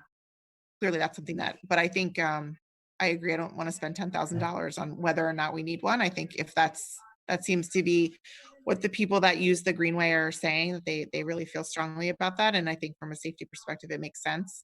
I just think, I think it makes sense to also look at whether the raised is the right mechanism. I mean, maybe the scope is to determine whether the raised crosswalk makes sense for a bike path. This is primarily designed to be or intended to be a continuation of the bike path. So maybe that's the scope, is to evaluate this for bike, the bike route to get across there and design what they need. I'm surprised it wasn't contemplated as part of that study, but whatever. So maybe does it make sense for us to see if Beth can narrow the scope of it a little bit and just look to see if a raised crosswalk is a viable option for us that Tool would recommend? And also, I would just suggest not only narrowing the scope, but also asking Tool what they think, more details about what they think the appropriate scope is. I mean, it's possible that even, as Mike, as you were saying earlier, the kind of precise location of the crosswalk, that there may be some factors, taking into consideration other aspects of that particular location, other crosswalks, etc., as far as positioning. But maybe we can get their number down. Maybe we can get the scope reduced so that it's more like $5,000 or something. It does seem important to have consultant confirm. Personally, I think a raised site crosswalk is a great idea, but confirm like the precise location or other aspects of the engineering. But it's just that the 10K seems high. And I don't know if having a raised crosswalk there impacts any of the parking spaces there either. I think originally when we were looking at doing just a crosswalk there, I think it had zero impact on parking spaces. So it's always a give and take. It's not why we shouldn't do it, but it's just another question the answer. So we'll try to maybe follow up on that item on Thursday, if that is okay with everyone. Okay by me? Yeah, Okay. hopefully Beth will have some more feedback from Tool by then. So I did email Beth and asked her to see if Tool can sort of change the scope or limit the scope. And I did also ask her if she was available on Thursday. I know she's got another meeting that morning. I just don't know if it completely overlaps with our meeting. So I'll let you know. Thanks for reaching out to her.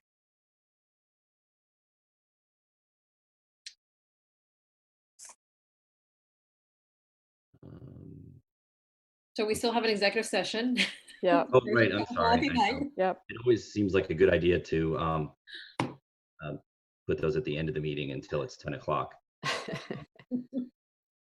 So, okay, so I think that we hit everything else on our, so there was a question of, we put an executive session on to discuss the contracts with the firefighters, and the police, and with all of the kind of budget implications that we're facing now that we weren't really facing in when we discussed this last time, and when these contracts were negotiated, and looking at other upcoming contracts. We're hoping to move an executive session to kind of have that discussion. It doesn't mean that we are undoing anything. It's just that we're giving us the opportunity to talk about those negotiations in the executive session. Yeah, so as I understand it from town council, we should probably have a quick discussion now in the open session, and having it being 10 o'clock because we were struggling so much with understanding our budget. What I am personally struggling with is that we started the negotiations with the 3 public safety unions, months ago, with a set of shared assumptions. The economy was healthy, there was record low unemployment, and the state legislature was about to pass some legislation to raise Chapter 70. The town had passed an override, and one of the big goals of the override was to address the salary disparities between Winchester and comparable towns, not just for teachers, but for public safety personnel as well. So that's how those contracts were negotiated. And right as the ink was drying on the final MOUs, the COVID pandemic was overtaking us. There was a state of emergency. There was a stay-at-home order. We were meeting remotely, and now as we're looking to finalize next year's town budget and looking ahead for the next 3 years, when these are 3-year contract, we're trying to wrap our heads around the economic impact of this pandemic. So unemployment is at a record high level, and everyone is predicting a deep recession, which this is not like the recession in 2008, which was kind of localized on in the finance sector. This is affecting multiple sectors, including healthcare and hospitality and education. So our region is not going to escape some kind of recession, which could last multiple years. So I'm just, trying to wrap my head around how these agreements, which have a long term, were negotiated in the context of a healthy economy, did not contemplate a recession. I just don't see how we manage them in the situation we find ourselves in now. So just thinking we need to think about if the unions can work with us to manage these contracts now. rather than just kind of plunging ahead and seeing how the budget is going to work every year, having a very tough time. So that's what's behind it for me. So I don't know if the fact that I gave you a mountain of information today that then needs to be vetted by FinCom tomorrow and then a budget advisory committee on Wednesday and has very much significant relevancy on the exact topic we're trying to get our heads around now. If it makes sense to punt this conversation to Thursday when we have a lot more input. So I'm not looking to stall, but I'm just sort of making that recommendation as maybe, we get some more input between now and Thursday. Mhm.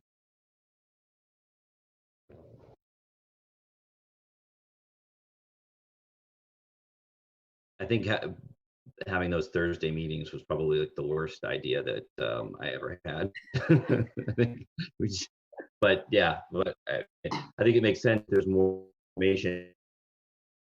And budget advisory is waiting from us as well. So, because some of our assumptions change if contracts change. I think that there's an uneasiness with some of the bargaining units as well, going into an economy and not wanting to, fund these huge contracts and then risk layoffs, within a couple years. We're looking at all of our major bargaining units coming due in FY22 when we're also looking at, huge deficits in the budget. And I say huge, I mean relatively speaking for what we've seen. So, and we're also at that time going out for probably a 40 million plus override for Lynch, and then following that up the next year or so with another operating override, and maybe something for Project 10 as well for the flood mitigation. So, so I think that there are concerns. So, if we want to, wait until Thursday to have the conversation, that seems fine. I just want to make sure that the more that we kick it down the road, the more that we kind of lose the value of the conversation to the other boards and committees that are trying to plan around the decisions that we've made, because the contractual obligations are there. FinCom can't cut them. So it's what we've agreed to.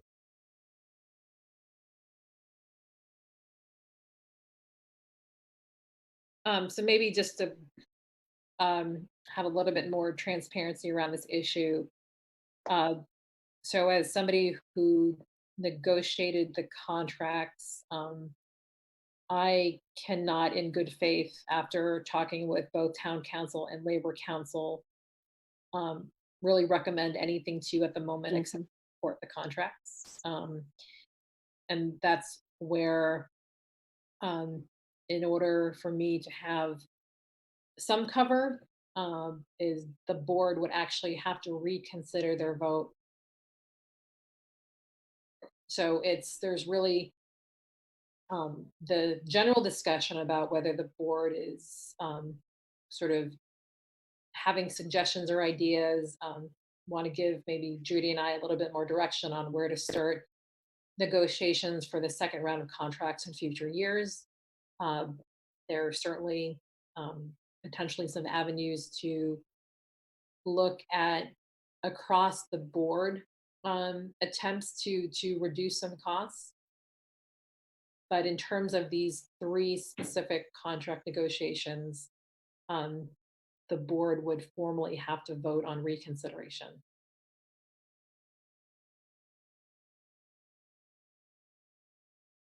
Yeah, so I mean, I think as Susan had mentioned, I mean, and I think that what you just acknowledged, Lisa, is there's a lot of information out there that we didn't have when we took this vote. So we're thinking about waiting till Thursday to have a conversation, so we can have more information to make an informed decision. So when we took this vote, we didn't have that at that point. So I know that there's been a lot of information that Susan and I have been part of the budget advisory committee conversations. And so I think there are definitely some concerns, and whether that necessitates us having a formal reconsideration vote, I don't know, but I think it's worth a discussion as we're asking a lot of other departments to cut back and feel the heat. And I think that everybody has concerns financially. So I don't know. It's seems worthwhile for us to be involved in this process. I didn't know when we first got the information on the budget that these were essentially 21% increases over 2 years. Certainly, I think we need to address disparity with our bargaining units, and I think we did quite a bit with the teachers. We'll do a little bit more. I just don't know that we can do it all at once. And so that's the question, is we're going into a period of real decline economically, and we're making decisions on contracts that are twice as expensive as anything that we've done. I mean, it's I think it's worth a conversation, at least. I think there's an expectation that from residents that that's what the job is that we're doing here. So we'll take this up on Thursday. Okay, we'll continue then. And are there any other comments or questions or any other agenda items for Thursday? So before we go into executive session, the one real estate issue that I had to discuss actually doesn't have any, we haven't actually made any progress on it, so I don't have anything to discuss on my end. I can't recall if any of you had any specific real estate items before we actually go into executive session. Well, okay. There was just one, but I don't know if we've gotten any further information on it. It's Mike, is this the parking lot? Because no. Okay. Because we are having progress, and I think it'll be on the agenda soon. Yes, thank you. I did see that, Susan. Thank you for all your just that little one. Yeah. But I mean, otherwise, again, I mean, if that was the reason we thought it was, I thought there was something else. But we can, if we're waiting till Thursday on the other item, we can wait to go to executive session. It's already 10 o'clock, so we can wait to go to executive session until on any of these issues. I mean, the other item is not immediately urgent. So does that sound okay, Lisa? Yes. Yeah. So I'm going to make a motion to adjourn. Second. Sorry, I'll take a roll call vote. Mariano? Yes. Jackie? Yes. Susan? Yes. Amy? Yes. All right. Thank you so much. We'll see you guys Thursday. Thanks, everybody. Thanks, Good night. Patty.